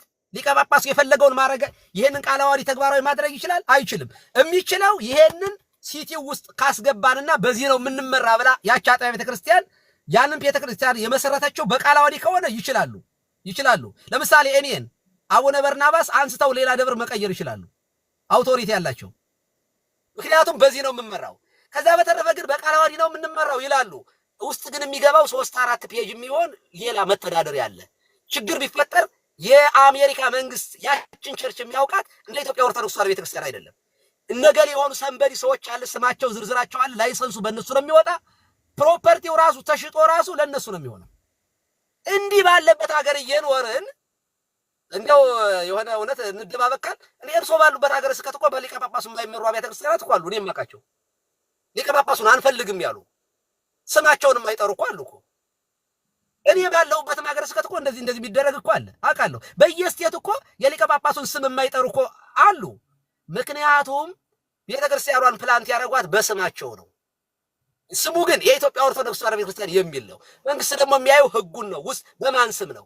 እኔ ቤተክርስቲያን ልንገዛ ስንል በጣም ተቸግረን ነበር። በካሽ ነው ቤተክርስቲያን የገዛ ነው፣ ከምዕመናን ተበድረን። ለምን የሆኑ ሰዎችን ስጡንና ስም ዝርዝር ለእናንተ እናበድራችሁ፣ አለበለዚያ የኢትዮጵያ ቤተክርስቲያን እያላችሁ ማንን ልንጠይቅ ነው ብለው አበዳሪዎች ተቸገርን። እና ማን ነው ኦነሩ? እኔ የነበርኩ አስተዳዳሪው፣ እሳቸው ናቸው አስተዳዳሪው። እሺ ከዚያ በላይ ሌላ አለ? አዎ አቡነ ፋኑኤል ነበሩ። እኛ ቤተክርስቲያን ስንገዛ የካሊፎርኒያና አካባቢው በዘመኑ በዚያን ጊዜ ከ6 ዓመት በፊት አቡነ ፋኑኤል ስለነበሩ የእሳቸውን ስም አስገብተን የኔም ስም ገብቶ የሰበካ ጉባኤውም እንትን ተፈራርመን እንኳ አላበድራችሁም፣ በቃ 3-4 ሰዎች አምጡና በእነሱ ስም እናበድራችኋለሁ። አይ እኛ በግለሰብ ቤተክርስቲያን አንገዛም ብለን ምንድነው ያደረግነው? ከግላችን የምዕመናን ገንዘባቸው ቤታቸውን አስይዘው ገንዘባቸውን አስይዘው ከምዕመናን በግል እንዲበደሩ አድርገን ቤተክርስቲያኑን ግን በኢትዮጵያ ኦርቶዶክስ ተዋሕዶ ቤተክርስቲያን ስም ምዕመናን ትረስት ስለሚያደርጉ ቤተክርስቲያኗን አበድረው ነው የገዛ ነው። እንዲህ ያለ ነገር በአሜሪካ አለ በየአብያተ ክርስቲያናቱ። እና ምን ልሎት ፈልጌ ነው መላከ ሰላም፣ ወደፊት እንሄድ። እስካሁን የተደረጉ ነገሮች ስህተት ናቸው 100%። አሁንም ስህተቶች ካሉ እሱን አውግዘን ወደፊት ብንቀጥል የተሻለ ነው። በተለየ ሁኔታ ግርማ ላይ ፎከስ አታድርጉ። ፎከስ ዮሐንስ ያው ነው፣ ሄኖክ ያው ነው። ምድሪት እኮ ቤተክርስቲያኗ እኮ በጠንቋይ በዘመናዊ ጠንቋዮች እኮ እየተወረረች ነው። መላከ ሰላም ቁጭ ብለው ልብ አድርጉ፣ ቆሞስ ናቸው። አንድ ቆሞስ እኮ ሊቀ ጳጳሱ ከፈቀደ ቤተክርስቲያን ባርኮ በቅባሜሮን እንትን መክፈት ይችላል። እሳቸውን የሚያክል መነኩሴ እያለ የሚጠራው ግን አንድ መተተኛ ድግምተኛ፣ አንድ የሚያስለፈልፍ ሰው ነው የሚጠሩት። ልብ አድርጉ። ሳክራሜንቶ መጥተው ተጋብዘው ከኢትዮጵያ የመጡ ትኬት የተቆረጠላቸው ግርማ የተባሉ ሰውዬ ቁመው እንኳ አስቀድሱ። እንዴት ምን ማለት ነው ይሄ? ሪሊ ሩቅ ነበረ ቦታቸው ይሉኛል እንዴ? እኔ ከኢትዮጵያ ጋብዣ የመጣሁት አይደለም፣ ከሌላ ሴት ጋብዣ የመጣሁት ሰው እኔ ጋር ያሳድረዋለሁ። ሌላም ቦታ ካደረ የአገልግሎቱን ሰዓት ጠብቆ ሌሊት መምጣት አለበት። ጠዋት ላይ መጥቶ እንዲያጠምቁ ራሱ እንዴት ፈቀዱለት? ዋይ ሁሉ ጋጋታ 20 ዓመት ሙሉ የሚከሰስን ሰው ከቅዳሴ መልስ እግዚኦታ ላይ መጥቶ እንዲያጠምቅ ራሱ መፍቀድዎት ራሱ እኮ ትክክል አይደለም። መላከ ሰላም ሪሊ ይህ እኮ ትክክል እኮ አይደለም። ከኢትዮጵያ ጋብዘው አምጥተውት ከኢትዮጵያ ከክፍለ ሀገር ማለት ከሌላ ሀገር ማለት ነው። ሶ ይህ ኮምፕሌትሊ ሮንግ ነው። እርሶን ያስተችዎታል። ትክክል አይደለም፣ ስተት ነው የተፈጸመው። ወደፊት እንሄድ ካሉ ግን አያግሪው ይዚው እኔ ወደ ኋላ ተመልሼ ልከስዎት አልፈልግም። ወደ ኋላ ከተሳበ እያንዳንዳችን በዚህ ጉዳይ ተቃወምን እንጂ ራሳችንም እኮ ድካም ይኖረናል። እኔ እውነት ለመናገር ግለሰቦችን በግል ችግራቸው በግል ኃጢአታቸው መክሰስ አልወድም፣ ነውር ነው። ምክንያቱም እኔ ተመሳሳይ ነገር ይሄንን ልቃወም እንጂ ሌላ ደግሞ ድካም ሊኖርብኝ ይችላል። እኔ አምኖት ፐርፌክት ፐርሰን የቅድስና ጨዋታ መጫወት አልፈልግም። ይሄ የቅዱስ ቅዱስ እኔ ልዩ ነኝ እንደዚህ አይሰራም።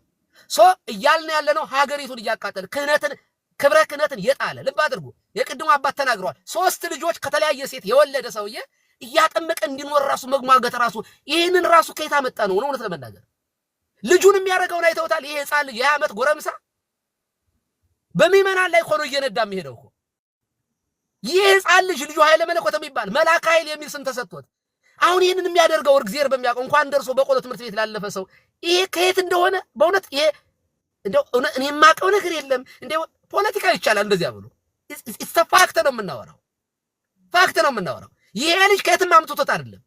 በቃ አባቱ የሰጠውን ማስለፈያ እኛ እኮ በቆሎ ትምህርት ቤት ያለፍን ሰዎች ነን እኮ እንደው እንበድቅ። በነገራችን ላይ ደጓይሌዎች ናቸው እንደዚህ ያለ ስራ የሚሰሩት በትምህርት ቤት ውስጥ ትምህርት የማይገባቸው ሰዎች ዝም ብሎ የእጽዋት ፍለጋ የድግምት ፍለጋ የሚሄደው ደጓይሌው ነው። ስለዚህ እንደዚህ ከሰይጣን ጋር ለመስማማት ተዋርሶ ውስጥ ለመግባት እኮ በቃ መካድ እኮ ነው የሚጠይቀው። ምንም ትምህርት ዕውቀት አይፈልግም ዲያብሎስ። እና ምን ልሎት ፈልጌ ነው ሚራክል እናድርግ ካለን ገንዘብ እንሰብስብ ካለን እንችላለን። ሰይጣን የዚህ ዓለም ገዥ ተብሏል። ይቻላል። ሰውን እያሳበዱ እየገረፉ በመተት በምናምን ገንዘቡን ውልቅ እያደረጉ ኪሱን እያራቆቱ ሀብታም መሆን ይቻል ይሆናል። ግን እንሞታለን። የሆነ ታይም ላይ ድንገት ልንሄድ እንችላለን። መላከ ሰላም እያንዳንዱ ነው። ዛሬ የወሎት አዲስ አበባ ላይ እንደሚያውቁት እርሶ የሆነ የካህናት ደሞዝ የሚከፈል ሲመጣ የሆነ አጥባቂ እናምጣ ይባላል። ያ አጥባቂ ይመጣል፣ የሚመናን ገንዘብ ያወልቃል። ያ ሰውዬ በኮሚሽን በፐርሰንት ይከፈለዋል። ከዚያ አለቃ ምናምን እየተስማሙ ይሄ ሙዳይ ምጽዋት መገልበጥ ያቃተው የሚመጣና ገንዘብ ፍለጋ ነው የሚሰራው። ይህንን ኮምፕሮማይዝ ማድረግ የለብንም። ነገ እኔና እርሶ በትክክል እርሶ መንኩ ሰው እኔም ቄሱኜ ማጥመቅ የማንችልበት ዘመን ይመጣል። ምልክት ካልታየ ማያስጮህ ከሆነ እኮ ዛሬ እኮ በቃ በአጋንንት ላይ ስልጣን ሁሉ የሌለን እስከሚመስል ድረስ ማለት ነው። ይህንን ማቆም አለብን። ሰው በቅድስና በጸሎት ኪዳን አድርሶ ቀዳሴ ቀድሶ አቁርቦ ምእመናን በጸበል ብቻ አይደለም ድነት የሚገኘው። በነገራችን ላይ ጸበል የስጋ ፈውስ የሚሰጥ እንጂ የዘላለም ሕይወትን የሚያሰጥ አይደለም።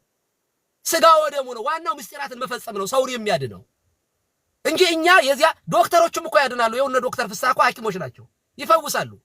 እና ይልቁንስ ቤተክርስቲያን እንዲህ ባሉት ነውረኞች እንዳትወረር ወሀብቱ መቃወም አለብን፣ መቃወም አለብን። ያ ካልሆነ እውነቴን ነው የምልዎት የጊዜ ጉዳይ እንጂ ይገርማቸዋል። ግርማ እንትን ኮሎራዶ ሄዶ ሊቀ ጳጳሱ ላይ ላያቸው ላይ እየወጡ ከግርማ ለመሳለም ሰው ይሯሯጣል።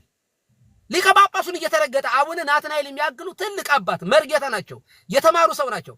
የእሳቸውን መስቀል ለመሻም አይደለም ሰው የሚሻማው፣ የግርማን መስቀል ለመሻም ለመሳለም አቡነ ናትናኤል እየተረገጡ ነው የሚሄደው። ሰው ምልክት ፈላጊ ነውረኛ የሆነ ትውልድ አለ፣ ከእምነት የወጣ ያፈነገጠ አለ። ከተፈወስኩ ጠንቋይም ቢሆን ይፈውሰኝ የሚል እና ይሄንን መቃወም አለብን። ለዚያ ነው ስራችንን ትተን መንገድ ላይ ቆመን የምናወራው። በጣም ይቅርታ አድርጉልኝ። መላከ ሰላም አሁንም አከብሮታለሁ፣ በጣም ነው የምወደው። ጋብዙኝ፣ መጥቼ አገለግላለሁ ከፈለጉ በነፃ ማለት ነው። ምንም ነገር አልፈልግም። ቤተክርስቲያን ለእርሶም ለኔም የሚገባውን ስለምታደርግ ፍሪ ሰርቪስ መስጠት እንችላለን። እኔም እርሶም ጎበዝ ነዎት፣ ሙያም አለዎት፣ ትጉ ደግሞ ሰራተኛ ነዎት። በእውነት ለመናገር ታታሪ ነዎት። አገልግሎት ላይ ደብሮትን ለማሳደግ የሚያደርጉትን ነገር አደንቃለሁ። ግን ሮንጎይ ተሄዱ አይደለም።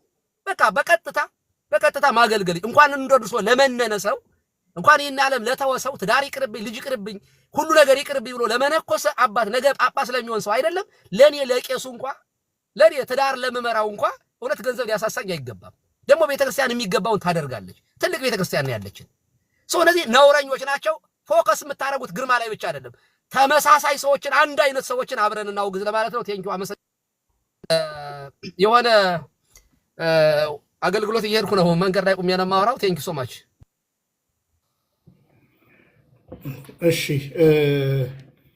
ቃልዮት ያሰማልን። ምናልባት የውይይታችን አቅጣጫን በጣም ፍሬም ማስያዝ አለብኝ ብዬ አምናለሁ። እኛ አሁንም እዚህ እንግዲህ አባቶች አላችሁ፣ ከነዚህ ሰዎች ግለሰቦች ጋር የግል ጸብ የለንም፣ የግል ጸብ የለንም። አሁንም እዚህ ጋር ያላችሁ አባቶች እንደነ ግርማ ኢ ቤተ ክርስቲያናዊ ትምህርትና ልምምድ ስታደርጉ ካገኘን ልክ አይደለም ማለት የልጅነት መብት አለ። እናንተ የክህነት መብት እንዳላችሁ ሁሉ እየጠየቅን ያለነው ማጥመቅ ይቻላል ከተባለ አሁን አባታችን ፍራንክሊ እንዲመልሱልን የምንፈልገው የቤተ ክርስቲያን የማጥመቅ የጸበል ማጸበል ስርዓት እንዴት ነው የሚል ጥያቄ ላነሳ ነው የነበረው ማለት ነው። እና በመሃል እንግዲህ አንዳንድ ወንድሞች የአባታችን ወደፊት መምጣት ጥሩ ነው፣ ተምረንበታል፣ እንደገና እንዳይቀጥሉ አድርገናል። ጥሩ። አሁን ያ ብቻ አይደለም የሚያስፈልገን እዚህ ቤት ማለት ነው። እዚህ ቤት ያ ብቻ አይደለም። አባታችን ይቻላል ካሉ በመጀመሪያ በአውደ ምሕረት ላይ በላቫጅ ውሃ ይሄ ልምምድ የቱ ጋ ነበረ? እንደገና የጸበል ማጸበል በካህናት ብለዋል። ካህናት ይችላል ብለዋል። አዎ ከቅዳሴ በኋላ የጸበል ቦታችን እኮ ግልጽ ነው። እኛ በአውደ ምሕረት ላይ ነው እያለን ያለ ነው። በአውደ ምሕረት ላይ በላቫጅ ውሃ ገጥሮ ይሄ ማድረግ። እንደገና ስርዓተ ቤተክርስቲያንስ እንዴት ነው የሚጸለየው? እነማን ነው የሚጸልዩት? አንድ ግለሰብ የላቫጅ ውሃ ይዞ በመቁጠሪያ እየደበደበ እያስደበደበ ህዝቡን በጋርድ እያስደበደበ እንደው አንድ ተጠያቂ አባት አንድ ትልቅ እንደው አባት ብዙ ቦታ ያስተዳደሩ አባት ባሉበት ይሄ ቤተክርስቲያናዊ ትምህርት ነው። አዎ በመቁጠሪያ መደብደብ አለባችሁ። ክህነት ስንሎት አባታችን ደብዳቤ ይዘው መጥተዋል ብለውናል። ኦኬ እሺ፣ ደብዳቤ ይዘው ስለመጡ ሰዎች በዚህ ልምምድ የቤተ ክርስቲያን ነገር ሲጣስ ዝም ማለትስ ነገር ነበር ወይ? እንግዲህ በሶሻል ሚዲያ አይቼ የጋበዝኳቸውም የሚል ዝዋይም ደግሞ እንደሚያውቋቸው ተነጋግረናል በደንብ እና አባታችን አሁንም እኛ ሞቲቫችንን ተረዱን። የቤተ ክርስቲያን ትምህርት ይህ ነው ካሉን በቃ በግልጽ አማርኛ ጸበል ማጸበል ስለ ቤተ ክርስቲያን ስንዱም መቤነች ግቢዋ ውስጥ ጸበል ማጸበያ ቦታ አላት። እሱና እዛ አይደለም እናንተም ያደረጋችሁት፣ በአደባባይ ነው። ከቅዳሴ በኋላ ነው። ግለሰብ ነው። የትኛው ጸሎት ተጸልዮ ነው? ከቤተ ክርስቲያን ስርዓት ውጪ ነው። በመቁጠሪያ እየደበደበ በመስቀል ሳይሆን ይሄን እያደረገ ነው አባታችን። ተምረንበታል ብቻ ሳይሆን የተማራችሁበትንም እንድታሳዩ ነው። ከዛ በተረፈ ግን አሁን እውነት ለመናገር እኔ አሁን ወደ 5 ደብዳቤ ብልክሎት ቀድሜ ያላቀውም ነበር የሚሉኝ። አሁን ቪዲዮ ባሳዩት ግርማ ራሱ አጋንንት አለብኝ፣ እኔ ራሴ አጋንንት አለብኝ፣ ኑና አስወጡልኝ እያለ ቪዲዮ ባሳዩት አሁን ያየሁት ብለው መልስ እንደሚሰጡኝ አውቃለሁ። ግን አጋንንት ያለበት ሰውስ በአጋንንት ማስወጣት ይችላል ወይ? የቤተ ክርስቲያን ትምህርት ካህን ነኝ የሚል ሰው አጋንንት አለብኝ እያለ አጋንንት ማስወጣት ይችላል? በመረጃ ነው የምንጠይቀው ማለት ነው። እና አባታችን ነጩን ነጭ ብለው ልንነፉ። ከዛ በተረፈ አንዱን ልንገራችሁ፣ በምንም ተአምር የቤተ ክርስቲያንን ክብርና የቤተ ክርስቲያንን ነገር ለማስጠበቅ ነው እዚህ ጋር ቆም ነው ማለት ነው።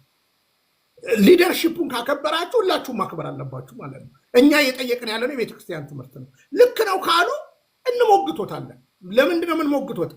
ልጆች ነና፣ ከጀርባችን ብዙ ህዝብ አለ የሚሰናከል ሰው ማለት ነው።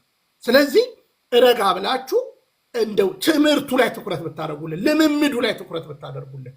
ልምምዱ ላይ ያፈነገጠ የደብረ አስተዳዳሪ ሊኖር ይችላል፣ ያፈነገጠ ጳጳስ ሊኖር ይችላል፣ የማይጠብቅ ሊኖር ይችላል። የማይጠብቅ ስላለ መደገፉ ነው ወይንስ ወደ መሰረቱ ወደ እውነተኛው ነገር እንመለስ ማለት ነው? እና አባታችን አሁንም መልስ የዶክተርም የኔም መልስ አልተመለሰም፣ ቁርባንም የቅድሙ መልስ አልተመለሰም። አባታችን እንደው በቅንነት ነው የምናገረው። ይቀጥሉ። እሺ፣ ስለ ጸበል ሁኔታ ቤተክርስቲያን ምንድነው የምታስተምረው ነው እያሉ ሰው ደግሞ ደጋግሞ የጠየቁት። አንድ ሰው ስልጣነ ክህነት ወይም ቅስና ካለው ማጥመቅ ይችላል። ስልጣነ ክህነት የተሰጠው ሰው ወይም ቅስና የተቀበለ ሰው ይሄንን ስራ ይሄን አትስራ የሚል ነገር የለም። ምክንያቱም አንድ ካህን መስራት ያለበት ይቀድሳል፣ ያጠምቃል፣ እነዚህን ይሰራል። ከዚያ በላይ ያሉት ለምሳሌ ቤተክርስቲያን አይባርክም፣ ታቦት አይባርክም። ከዚያ በታች ያለውን ግን ማጥመቅ፣ መቀደስ፣ ማስተማር የካህኑ ስራ ነው። ስለዚህ ሰውየው የተሰጣቸው ቅስና ከተሰጣቸው ይሄን ብቻ እንዲያደርግ እንጂ ይሄን እንዳታደርግ የሚል በስርዓተ ቤተክርስቲያን የለም። ካለ ልየው። በእውነቱ አንድ ካህን ማስተማር ብቻ ነው እንጂ እንዳያጠምቅ ወይም ደግሞ ማጥመቅ ነው እንጂ እንዳይቀድስ ብሎ የተለየ ነገር ስለማላቅ ነው እኔ እንደዚህ ያለ ነገር አላቅም። ካለ ልታስረዱ ትችላለህ። ስለዚህ ዋናው ቅስና የሰጠው ሊቀ ጳጳስ ይችላል፣ ያስተምራል።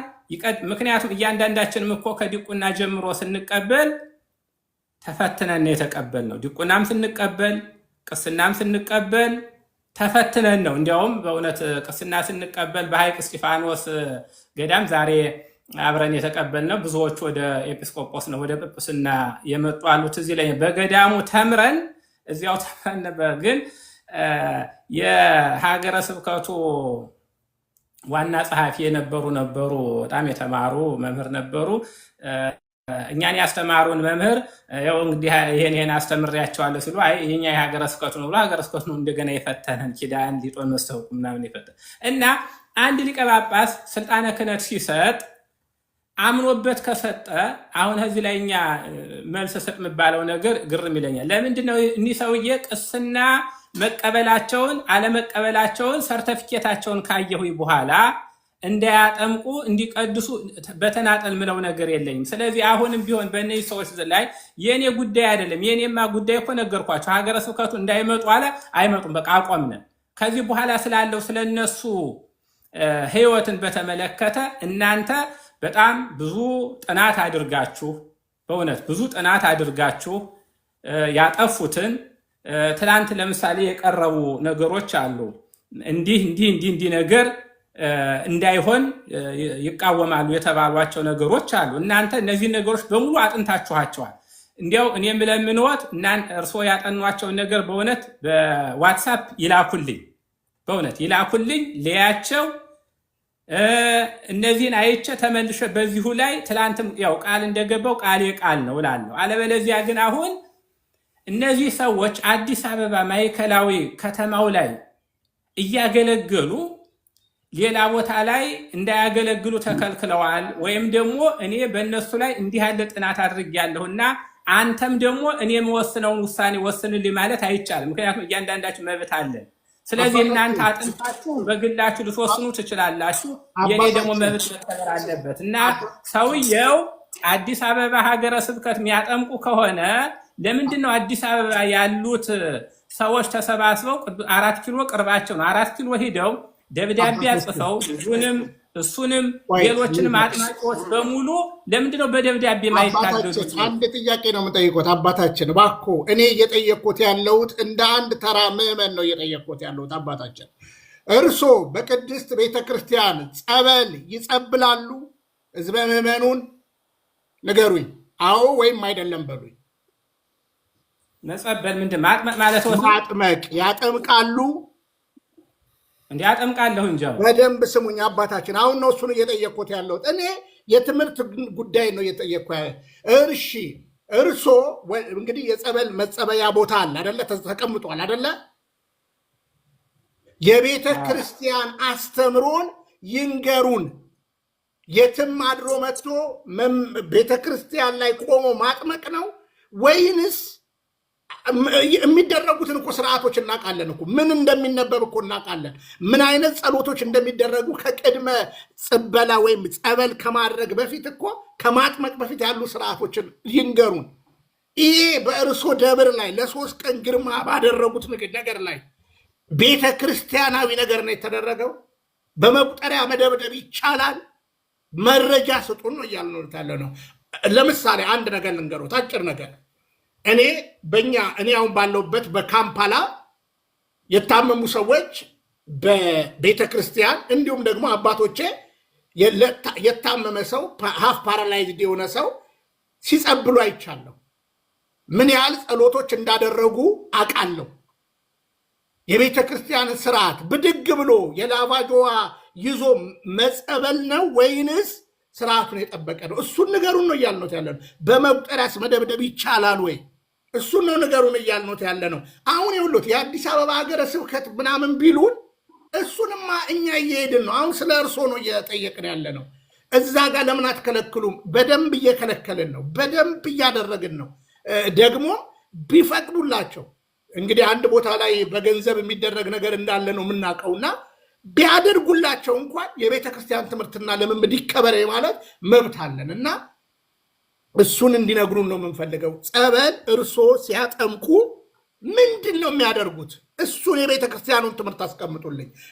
እኔም ብድግ ብዬ አጠምቃለሁም ካሉን እሱን ንገሩኝ ማለት ነው። የቤተ ክርስቲያን ትምህርቱ ላይ ፎከስ እናድርግና ከዛ በኋላ ለንጽጽር እነዚህ ሰዎች እርሶ ቤተ ክርስቲያን እርሶ የሚያስተዳድሩበት ደብር ላይ ይህንኑን ያደረጉት ካሉ ከእርሶ ደብር ሰዎች ይገባሉ።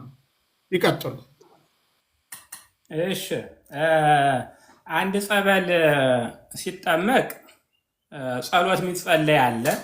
ወንጌል ዮሐንስ ይነበባል፣ ኪዳን ይደርሳል፣ ሌሎቹ ጸሎቶች ውዳሴ ማርያም ምናምን ሁሉ ይደርሳል። ይሄ ተደርሶ ነው። ከዚህም ቤተክርስቲያን ይሄንን እናደርሳለን። ቤተክርስቲያኑ እኔ ራሴ ነኝ ያንን ጸሎት። ምክንያቱም እኛ እንትን ማለት ጸበል ባለም ጊዜም ሳይሆን በዘወትርም ቢሆን ሁል ጊዜ እነ ግርማዬን አድርገዋል። የዛን ቀን እነ ግርማዬን አድርገዋል። አሁን ሰው ላስገባ ነው። እነ ግርማ የዛን ቀን ይሄን አድርገዋል። እነ ግርማም ሳይሆን እኔ እኮ ሌሊት ጀምሮ እኮ ቤተክርስቲያን ነው ያለሁኝ። እኔ የምጸልየው ጸሎት እኮ አባታችን እርሶ እኮ አይደለም ያጠመቁት እኮ እነ ግርማ ናቸው። እነ ግርማ አሁን ያሉትን 7ቱንም ቢሆን 4ቱንም እነ ግርማ ይሄን አድርገዋል ወይ? ቤተክርስቲያኑ የመጣውን ቅድም አልቆረቡም አልቀደሱም ብለውናል አይደለ? አድርገዋል ወይ? አድርገዋል። አብረን ጸልየናል። አዎ ተጸልየዋል። ይሄ ያስገቡ የፈለጉትን ሰው የኛ ጋምሁን የተጠመቀ ሰው ማስገባት ይችላሉ። እንዲያውም ምንድነው የምናደርገው? መምህር ማነው ቀሲስ ሄኖክም የመጡ ጊዜ ሰው ይነሳል፣ ጸሎተ ማርያም እንደግማለን። ከዚያ ቀደም ብለን ተፈሲ ማርያም ብለን መሐረና ባድርሰን እግዚኦታ ድርሰን ከዚያ እሳቸውም ይመጣሉ። ጸሎተ ማርያም ደግሞ እኔ አንድ ጥያቄ ልጠይቆት አባታችን፣ እሳቸው ይመጣሉ እኮ አልኩ። እርሳቸው ሲመጡ አላደረጋችሁ አባታችን? አለ ቆይ እኛ እኔውሎት እርሶ ለምሳሌ ቅድም ስደውሉሎት ጥሩ ነው ግቢ እያጨድኩኝ ነበረ እንደዚህ እያሰማመርኩ ነው ብለውኛል። ትጋቱትን አከብራለሁ። አሁን ከነ ግርማ ጋር ይሄን ነገር አድርገዋል ወይ ብሎት የማይቆጠር ቪዲዮ ልናሳይ እንችላለን። እናንተ ጋም እነ ግርማ ቆመው አላደረጉም። ቀጥታ የተወሰነ ቃላት ተነገረ። ከዛ በኋላ ሌላ ነገር ውስጥ ተገባ። አባታችን መቼም እኔ ጸልያለሁ እኔ አደርጋለሁ አንድ ነገር ነው። ከዛ በኋላ እርሶ ራሶ መጡ አሉ እኮ ሰዎቹ መጡ አሉ። ሰዎቹ ከመጡ በኋላ ይሄ ጸሎት ቢያንስ ከ1 ሰዓት ያላነሰ ይፈጃል። ከ30 ከ40 ደቂቃ እስከ 1 ሰዓት ይፈጃል። ይሄንን ነገር አድርጋችሁ ነው እንዳላደረጋችሁ ይታወቃል አባታችን። ከዛ በተረፈ በመቁጠሪያ ሰው መደብደብ ይቻላል። በእርሶ እንግዲህ መነኩሴ ኖት። በመቁጠሪያ ራስን መደብደብ ይቻላል፣ አጋንንትን መደብደብ ይቻላል ከሆነ አባት አሳዩን። አንድ የቤተ ክርስቲያን አባት በመቁጠሪያ አጋንንት ሲያስወጣ የነበረ እየደበደበ ያሳዩን። ይሄ እርሶ ደብር ላይ የተደረገ ነገር ነው አባታችን። እንደው በቃ ስህተት ነው ትምህርቱ፣ ልምምዱ ስህተት ነው። ወደ አዲስ አበባ ሄዱብን። አዲስ አበባ ከእርሶ በላይ በእውነት የምነግሮት መረጃ ላሳየው ትችላለሁ። እየጠየቅን ነው። እግዚአብሔር የተመሰገነ ይሁን። ብዙዎች እየተመለሱ ነው። የቅርብ ጊዜ ነገሮችን ሁሉ ልናሳይ እንችላለን። አሁን እየጠየቅን ያለ ነው ግልጽ የሆነ ጥያቄ ነውና አባታችን አርገዋል ሳይሆን አርገን እሳቸው መጡና ውሃውን ያዙልን አንድ ነገር ነው። ይሄ ቤተክርስቲያናዊ ልምምድ ነው። ነገራችን ይህ ቤተክርስቲያናዊ ልምምድ ነው። በመቁጠሪያ መደብደብ ቤተክርስቲያናዊ ልምምድ ነው ወይ? ይመልሱልን። መነኩሴ ነው የእርሶ እኮ ነገር እኮ ነው እየተገፋ ያለው። መነኩሴ የሚይዘው ነገር ነው። እርሶ አሁን ቪዲዮ አሳዮታለሁ። እርሶ መነኩሴን የሚያሰቃይ የጠቋር መንፈስ መነኩሴ ላይ አለ። ንጉሥ ዳዊትም በጠቋር መንፈስ ተይዞ ነበረ ብሎ ግርማ ያስተምራል። ይሄን የሚያስተምር ሰው ነው እርሶ መድረክ ላይ እርሶን የሚሰድቦት የጠቋር መንፈስ አለቦት የሚሉት ሰው ነው። እርሶ መድረክ ላይ መረጃ ከሆነ አሁን ቪዲዮን አሳያለሁ እዚሁ እየሰሙ ማለት ነው። ስለዚህ አልሰማውም ነበር ይሄን ነገር ላክልኝ። አንድ ነገር ነው እየተናገርን ያለ ነው። በአደባባይ ያለ ነው። ኢንቨስቲጌት ሳታደርጉ አልጋበዛችኋቸው። ትምህርታቸው የቤተ ክርስቲያናዊ ነው ካሉ እናልፋለን። ልምምዳቸው የቤተ ክርስቲያናዊ ነው ካሉ እናልፋለን። ነው ካሉ ግን ልክ እንዳሁኑ ነው የምንጠይቁት ማለት ነው። አባታችን አሳየን ደግሞ ካሉ አሁን ቪዲዮ አሳያለሁ። በመነኩሴ ላይ የጠቋር መንፈስ አለበት፣ ደግሞም በዳዊት ላይ በንጉሥ ዳዊት ላይ የጠቋር መንፈስ አለበት ብሎ ግርማ ያስተማረውን አሁን ላሳየው ትችላሉ አባታችን። አሁን እኮ የምጠየቀው እኔ መልስ ልሰጥ ስል የለም እንዲህ አልሆነም እያሉኝ እኮ ነው። የሆነው ሆነ አልሆነ የምጠየቀው እኔ ነኝ አይደለ?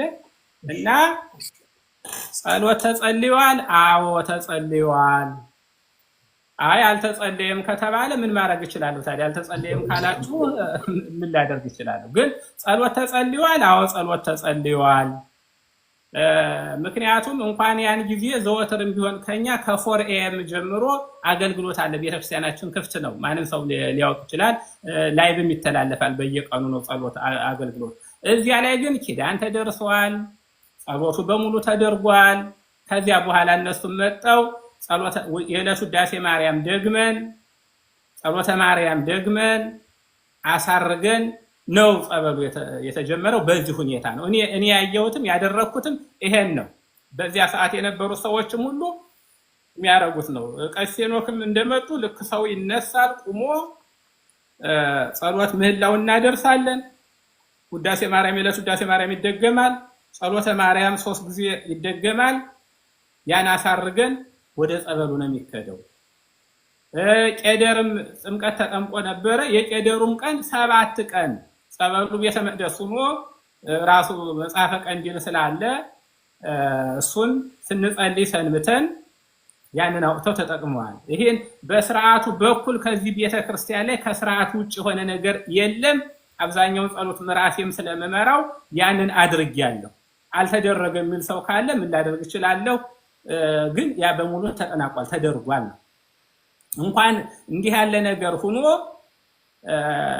ለምሳሌ በጳጉሜን ሲሆን እናጠምቃለን። እኛም ሰው ሌሎች እንግዶች አባቶች ካልመጡ እኔ ማጠምቃለሁ። ሳጠምቅም ልክ በዚህ አይነት ሁኔታ ነው የምናደርገው ማለት ነው እንጂ ሳይጸለይ ዝም ብሎ ባዶ ውሃ ረጩ የሚለው ነገር ሌላ ቦታ ሊያደርጉ ይችላሉ። ከኔ ቦታ እኔ ባለሁበት ግን ያ ነገር አይደረግም። ያን ጸሎት አድርገን አጥምቀዋል። እሺ ከእርሶ እኮ አሁን የተናገሩት ምንድነው? እኛ ከጸለይን በኋላ መጨረሻ ላይ እሳቸው መጡ ነው እያሉ ያሉት በአንድ ቦታ። እሺ በመቁጠሪያ ራስን መደብደብ የቤተክርስቲያን ትምህርት ነው? እኔ አላቅም እንደሱ የሚል ጸበል መቁጠሪያ ይሁንም አይሁንም የሚለው እኔ ስለሱ ነገር የተጻፈ ነገር የለም። የተጻፈ ዋናው አሁን የሚያስተምረን ስርዓተ ቤተክርስቲያን የተጻፈውን ነው የምናየው። የተጻፈው ጸሎት ጸበልን በተመለከተ ያው እንደሚታወቀው ራሱ መጽሐፈ ቀንዲል አለ። ለህሙማን የሚጸለይ በቅባ ቅዱሱ ላይ የሚጸለይ አለ። እሱ ተጸልዮ ነው እንትን የሚለው። ጸበልም ይኸው ገድላቱ፣ ድርሳናቱ፣ ወንጌሉ፣ ኪዳኑ፣ ምህላው፣ መሐረናው ተደርሶ ነው። ይሄ በመቁጠሪያ የሚባለው ግርማ ነበሩ። ይሄ ሁሉ አሁን እንደ ገድላቱ ሲነበቡ መምህር ግርማ ነበሩ። እሳቸው የነበሩ ኪዳን ሲደርስና ውዳሴ ማርያሙ እና ጸሎተ ማርያም ሲደገም እሳቸው ነበሩ። ወንጌልም አንበናል ያን ጊዜ ነበሩ። ከዚያ በፊት ግን እሳቸው ጠዋት ስለመጡ እኔ ያው እንዳልኩት ሌሊት 4 AM ጀምሮ ነው የሚመጣ። እነሱ ከአዲስ አበባ ስለመጡ ደክሟቸውን ስለሚመጣ ጠዋት ነው የሚመጡ። እኛ ግን ቀደም ብለን ከ4 ሰዓት ጀምሮ 4 AM በዚህ ሀገር ከሌሊቱ 10 ሰዓት በኢትዮጵያ ማለት ነው። ከዚያ ጀምሮ ነው አገልግሎት የምናገለግለው እና በዚህ አይነት ነው የምናገለግለው ነው። እንግዲህ አሁን እናንተ ጠየቃችሁ መልስ ሰጠሁኝ። እንዲህ አይደለም የሚል ካለ ምንም ላደርግ። አሁንም ክሊር አድርጉልን። እንግዲህ ከነግርማ ጋር በመጡ ሰዓት በአንድ ጎን ግልጽ ነገር እየተናገሩ ያሉ እኔ ነኝ የጸለይኩት፣ እኔ ጸልዬ ከጨረስኩ በኋላ እሱ መጣ፣ ከዛ በኋላ ማጥመቅ ጀመሩ ይሉናል። እንደገና በአንድ ጎን ደግሞ ወደኋላ ይሄዱና በጠዋት ኪዳን ላይ ደግሞ ብለው ይነግሩናል። ይሄ በራሱ የሚጣረስ ነገር ስለሆነ አሁንም ጥያቄ፣ ቅዳሴ ተደርጓል። ቅዳሴ ላይ ግርማ የሉም፣ አልቆረቡም፣ አላቆረቡም፣ የሉም። በመቁጠሪያ ራስን መደብደብ የቤተ መቁጠሪያም ተሸጧል። መቁጠሪያ ራሳችሁን ደብድቡ ለህዝበ ምዕመናን አጋንንት ማስወጫ ተብሎ ተሸጧል። ይሄ ቤተክርስቲያን ትምህርት ነው ወይ ካሉ እኔ አላውቅም ካሉ አባታችን እንዴት ነው ታዲያ የሚጠየቁት ማለት ነው? እኔ አላውቅም ካሉ ማለት ነው። አሳዩኝ ብዮታለሁ አይደል? እኔ አላውቅም መቁጠሪያ ሰው እንደሚደበድብ እኔ አላውቅም። አሁን እኛ እያወራን ያለ ነው ተጠያቂ አባት ነው። በመቁጠሪያ ራስን መደብደብ እንዳልኩት ጥምቀቱ የላባጆ ውሃ ነው ለኔ። በቅድስት ቤተክርስቲያን ከቅዳሴ በኋላ የሚደረገው ክንውን በግርማ እጅ የሚደረገው፣ በሄኖክ እጅ የሚደረገው፣ በዮሐንስ እጅ የሚደረገው መኪናን እንደማጠብ ነው እንጂ የቤተክርስቲያን ስርዓት እንዳይደለ ያውቃሉ። ለምን እንዴት ተቆሞ እንደሚደረግ ይሄው የጸበል ቤት አጠገቤ ነው። ይሄው አባቶች አጠገቤ ያሉ ይሄውን የታመመ ሰው አጸብዬ አውቃለሁ። አባታችን ግርማዬን ነገር እንዳላደረገ ይታወቃል። አባታችን አሁን ለመሸፋፈን ይሄን ከሚያነሱ እየጠየቅኑት ያለነው መሰረታዊ ጥያቄ በመቁጠሪያ እርሶ መነኩሴ ነው፣ ለእግዚአብሔር የተለዩ ነው። በመቁጠሪያ ራስ መደብደብ የቤተ ክርስቲያን ትምህርት ነው። አሁን ባሳየሁት ግርማ ራሱ አጋንንት አለብኝ የሚል ቪዲዮ ላሳየሁት፣ እኔ ራሴ አጋንንት አለብኝ ይላል። አጋንንት ያለበት ሰው አጋንንት ማስወጣት ይችላል ወይ ብሎት፣ አይ ቀድሜ አላቅም ነበር ቪዲዮውን አላየውም ነበር እንደሚሉኝ ስለማቅ እኮ ነው እንጂ ግርማ ራሱ እኔ ራሴ አጋንንት አለብኝ ይላል። እና ኑና አስወጡልኝ የሚል አጋንንትን በአጋንንት ማስወጣት ይቻላል ወይ ብሎት ቪዲዮውን አላየውም ነበር ነው የሚሉኝ። አሁን የሆነውን ነው በእርሶ በሚያስተዳድሯት ቤተክርስቲያን ላይ የሆነውን ነው እየጠየቅኩት ያለሁት። በመቁጠሪያ ራስን መደብደብ አለ። መቁጠሪያ ይይዛል። መነኩሴ ያልሆነ ሰው በመቁጠሪያ ህዝብ ይደበደባል። መቁጠሪያ ይሸጣል። ስለዚህ ይሄ ቤተክርስቲያናዊ ነው ወይ ብዬ ስጠይቆት ምን አሉኝ? እኔ አላውቅም ይሄንን አሉ። ስለዚህ አሁንም ደግሜ የምጠይቆት በመቁጠሪያ ህዝበ ምዕመናን ራሱን አጋንንት መደብደብ ቤተክርስቲያናዊ ልምምድ ነው አይደለም? የመቁጠሪያ ክብር ምክንያቱም ነዋየ ቅድሳታችን ነው። ቢኒ እንዴት አላችሁ? መግባት ይቻል ይሆን? በመሃል ለእኔ ነው ጥያቄ የሰጡት መሰል ነው ወይስ ለሌሎች ይሰጣሉ? ለእርሶ ነው እየጠየቅኩ ያለሁት። ምናልባት ይህንን ጥያቄ የሚያዳብሩ ሰዎች ካሉ ማዳበርም ይዳብርም ካሉ እኔ ነኝ ያስገባቸው። ቢኒ እኔ ነኝ ያስገባቸው። ዶክተር አረጋ ናቸው። ዶክተር አረጋ ናቸው። የቤተ ክርስቲያናችን ሊቅ ናቸው። ቀጥሎ አባታችን ዶክተር አረጋ። ቆይ አንዴ ቆይ አባታችን፣ እኔ አሁን ያነሳኋቸው ጥያቄዎች አሉ። እርሶ ላይ የተደረገ ቤተክርስቲያን ላይ የተደረገ ነው። ጥሩ ነው እንዳይመጡ ማለቱ። ስለዚህ ሌሎቹ ያዳብሩትና እንደ ቅድሙ ጥያቄውን ልመልስ ይሉናል ወይንስ ይሄንኑ ልመልስ? ከእርሶ ፍቃድ አልወጣም። ግድ የለም። እርስዎ እኮ አሁን ምንድነው ሲሉ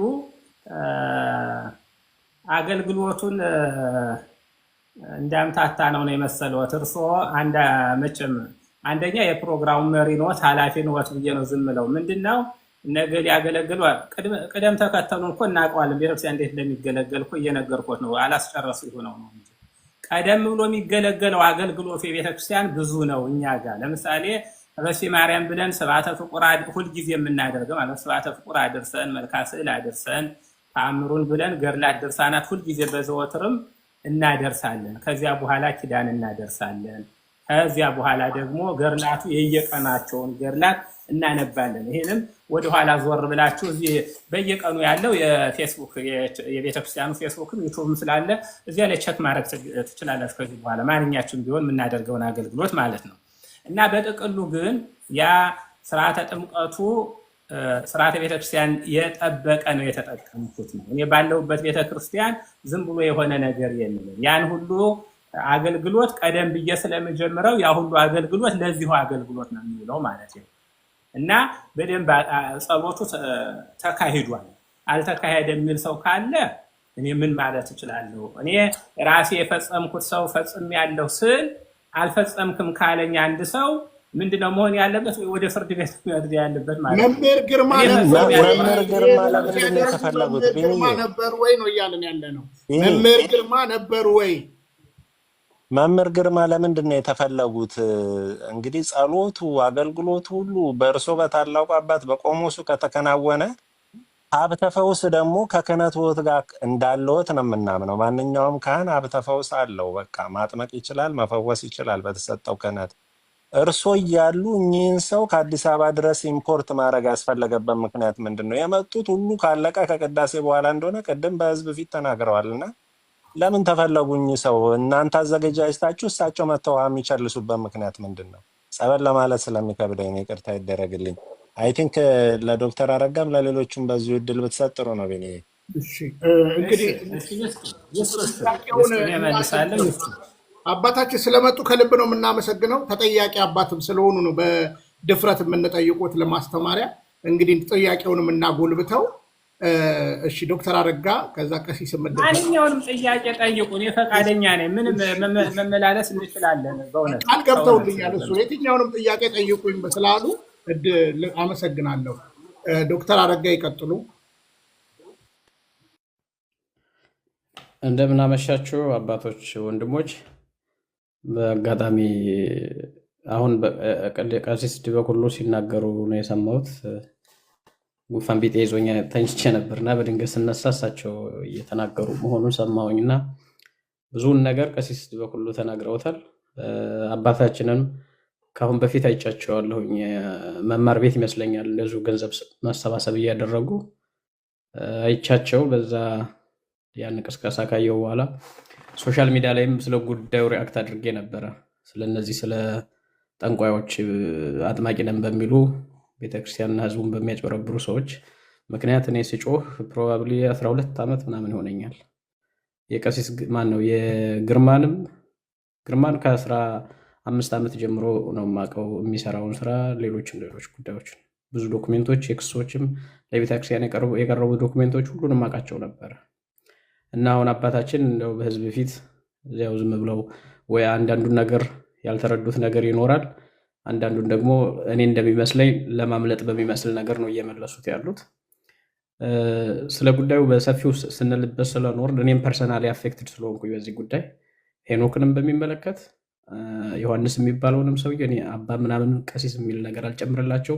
ምክንያቱም ለእኔ እነዚህ ሰዎች ክህነትም የላቸውም፣ ክህነታቸውም ፈርሷል፣ የአጋንንት አገልጋዮች ናቸው። እነዚህ ሰዎች ባሉበት ቤተክርስቲያን በእነዚህ ሰዎች የተገለገሉ ሰዎች እንደገና ሌላ የቄደር ጥምቀት የንስሐ ጥምቀት ተጠምቀው ወደ ቤተክርስቲያን መግባትና በንስሐ መመለስ ያለባቸው ናቸው። እነዚህ ሰዎች የሚያገለግሉ ሰዎች ቤተክርስቲያንን የሚያገለግሉ አይደሉም፣ የተታለሉ የአጋንንት ማህበረተኞች ናቸው ብዬ ነው እኔ የማምነው። እኔ መጀመሪያ እዚህ አውሮፓ እንደመጣሁ አይ ቲንክ ከዛሬ 10 ዓመት አካባቢ ይመስለኛል ዮሐንስ የሚባለው ሰውዬ መጥቶ ነበር እኔ ለአገልግሎት የተጠራሁበት አጥቢያ እና ልክ አሁን የምታወሩትን ነው የገጠመኝ ሁኔታ ማለት ነው። ክብረ በዓል ነው የሐምሌ ገብርኤል ይመስለኛል። እኔ ማታ ለአገልግሎት ተጠርቼ በዛውም ስልጠና ነበር፣ አገልግሎት ሰጥቼ ስልጠና አለ። ስደርስ ከአውሮፓ ከሁሉም ሀገር ህዝብ ተጠልቀልቋል ግቢው። ግን ያኔ ያንም ህዝብ መምጣቱን አላውቅም፣ ይሄ ዮሐንስ የሚባለው ጠንቋይ መምጣቱን አላውቅም፣ ስለ ሰውየውም ብዙ ሰምቼ አላውቅም። እና እዛ መጣሁ፣ አስተማርኩ፣ ስልጠና ሰጠሁ። ሌሊት ላይ ማህሌት ቆምን። አንዳንድ በተለያየ አጋጣሚ ወደ አገልግሎት የመጡ መርጌቶች ተሰባሰብና ቆምን። ልክ ቅዳሴ መሀል ላይ ቤተ መቅደስ ውስጥ ነበር ያለሁት። ያው ሰማሁ ሌሊት ላይ ሰውዬ መምጣቱ እና ሰው ብዛቱ ምንድነው ስል ይሄማ አጥማቂ ገሌ የሚባል ሰውዬ መጥቶ ነው የሚል ወሬ ሰማሁ። ለዚህ ሰው ነው ይሄ ሁሉ የተሰበሰበው? 5 ቀን ሙሉ ሲያጠምቁ ይሄው ግቢው በሙሉ እንዳለ ቅጠል በቅጠል ሆኗል፣ ውሃ በውሃ ሆኗል ግቢው በሙሉ። ግማሹ ይንደፋደፋል፣ ግማሹ ይጮሃል በየቦታው ምናምን። እና ለክብረ በዓል አይደለም የመጣው ይሄ ሁሉ ሰው፣ ግማሹ ለመጠመቅ ነው። ለምንድን ነው ያመጡት ብዬ ስጠይቅ አይ ገንዘብ እጥረት ስላጋጠማቸው ሰበካ ጉባኤው ትንሽ ገንዘብ ለማግኘት ነው የሚል ነገር ነገሩኝ። እና ይሄ ሰውዬ እያለ እኔን ለምን ጠራችሁ ብዬ ተጣለው የጠሩኝ ሰዎች ጋር አገልግሎት። እንዴት ይሄ ሰውዬ ባለበት አጥቢያ እኔን ትጠሩኛላችሁ? ቀድማችሁ ለምን አልነገራችሁ? እኔ መምጣት አልችልም ነበር የሚል ነገር ተናገርኩ። ሌሊት ላይ መጣ። በጣም ተናደርኩ። ቤተ መቅደስ ነበርኩ፣ እያስቀደስን መጣ። ሰውየው በሌላ አንጻር ቆሟል። ምንም የሚያውቀው ነገር የለ ስለ ቤተክርስቲያን። ቅዳሴ ተጀምሮ መግባት መውጣት አይቻልም በስርዓቱ። እሱ ግን በቅዳሴ መሀል ነው የመጣው። ከዛ እኔ ዝም ብዬ መታዘብ ጀመርኩ። ስልኬን አውጥቼ ቪዲዮ መቅረጽም ጀመርኩ። አንዳንድ ቦታ ላይ ህዝቡ ታቦት ይዞር ተባለ። ታቦት እየዞረ የዮሐንስ የሚባለውን ሰውዬ መስቀል ለመሳለም የሰውየውን ጨርቅ ለመንካት ግማሹ መሬት ላይ ይወርቃል፣ ግማሹ ይሞታል፣ ግማሹ ያለቅሳል። ምንም የማይሆነው ነገር የለም። ታቦቱ ግን ለነሱ ምን የሚለው ታቦቱን ሊረግጡት ካህናቱን እየተረማመዱ ታቦቱን የተሸከሙትን ካህን ረግጠው ሊጥሏቸው ማለት ነው። እንደዛ ሆኖ አለፈ። በጣም ተቆጣው። ከዛ በኋላ ቤት ሄድኩ፣ ወደሚሄድበት ከተማ ሄድኩ። ስለ ጉዳዩ ጻፍኩኝ ማለት ነው፣ የእሳቸውን የተወሰነ ቪዲዮ አያይዤ። ከዛ አጥቢያ ጋር ከዛ በኋላ አልሄድኩም፣ ተጣላን ማለት ነው አጥቢያው ጋር። ሰበካ ጉባኤውም ምን አለ በውስጥ መተብን ነግረን እንደዚህ ከምታደርግብን ምናምን ነገር አሉ። አይ አገልግሎታችሁ የሄዳችሁበት ነገር ገንዘብ ለማግኘት እንደሆነ ይገባኛል፣ ግን ገንዘቡን ያገኛችሁት በተጭበረበረ ትክክል ባልሆነ እግዚአብሔር የሚፈልገው ንጹህ አገልግሎት እንጂ የተጭበረበረ አይደለም። አንድ ሰው 1 ሚሊዮን ብር ሰርቆ ከሰረቀው 1 ሚሊዮን ብር ላይ 100,000 ቢሰጥ እግዚአብሔር እንደ አይነት የተምታታ አገልግሎት አይደለም የሚፈልገው። እንዲህ አይነት ቅጣም ባሮ የጠፋበት አገልግሎት አይደለም። ስለዚህ አገልግሎታችሁ ንጹህ ስላልሆነ በአደባባይ ነው የምዋጋችሁ አልኩኝ። ከዛ ቦታ ሳልደርስ 6 ዓመት ከዛ ወጣሁ ማለት ነው። አሁን ከምልበት አገር ወደ ሌላ ሀገር ወድኩኝ፣ እዚሁ አውሮፓ ማለት ነው። ሄኖክ የሚባለውንም ሰውዬ እንጦጦ እንደነበረ ነው የማውቀው። እሱም ጋር የሚሄዱ የእሱን ሴቶች ሁሉ ምን ሁሉ ያድነናል እያሉ ምንም በብልታቸው ሁሉ ነው ዘይት የሚከተዩ ነበረው። እንደ አይነት ነውረኞች ናቸው እነዚህ ሰዎች።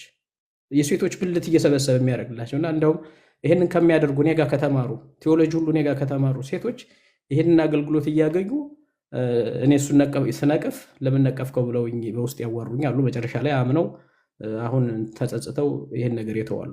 እንደ አይነት ነውረኞች ምዕመኑን ያመመውን ሰው በድህነቱ፣ በክፍተቱ፣ ባለበት ችግር፣ በጭንቀቱ ገብተው ነው የሚያታልሉት።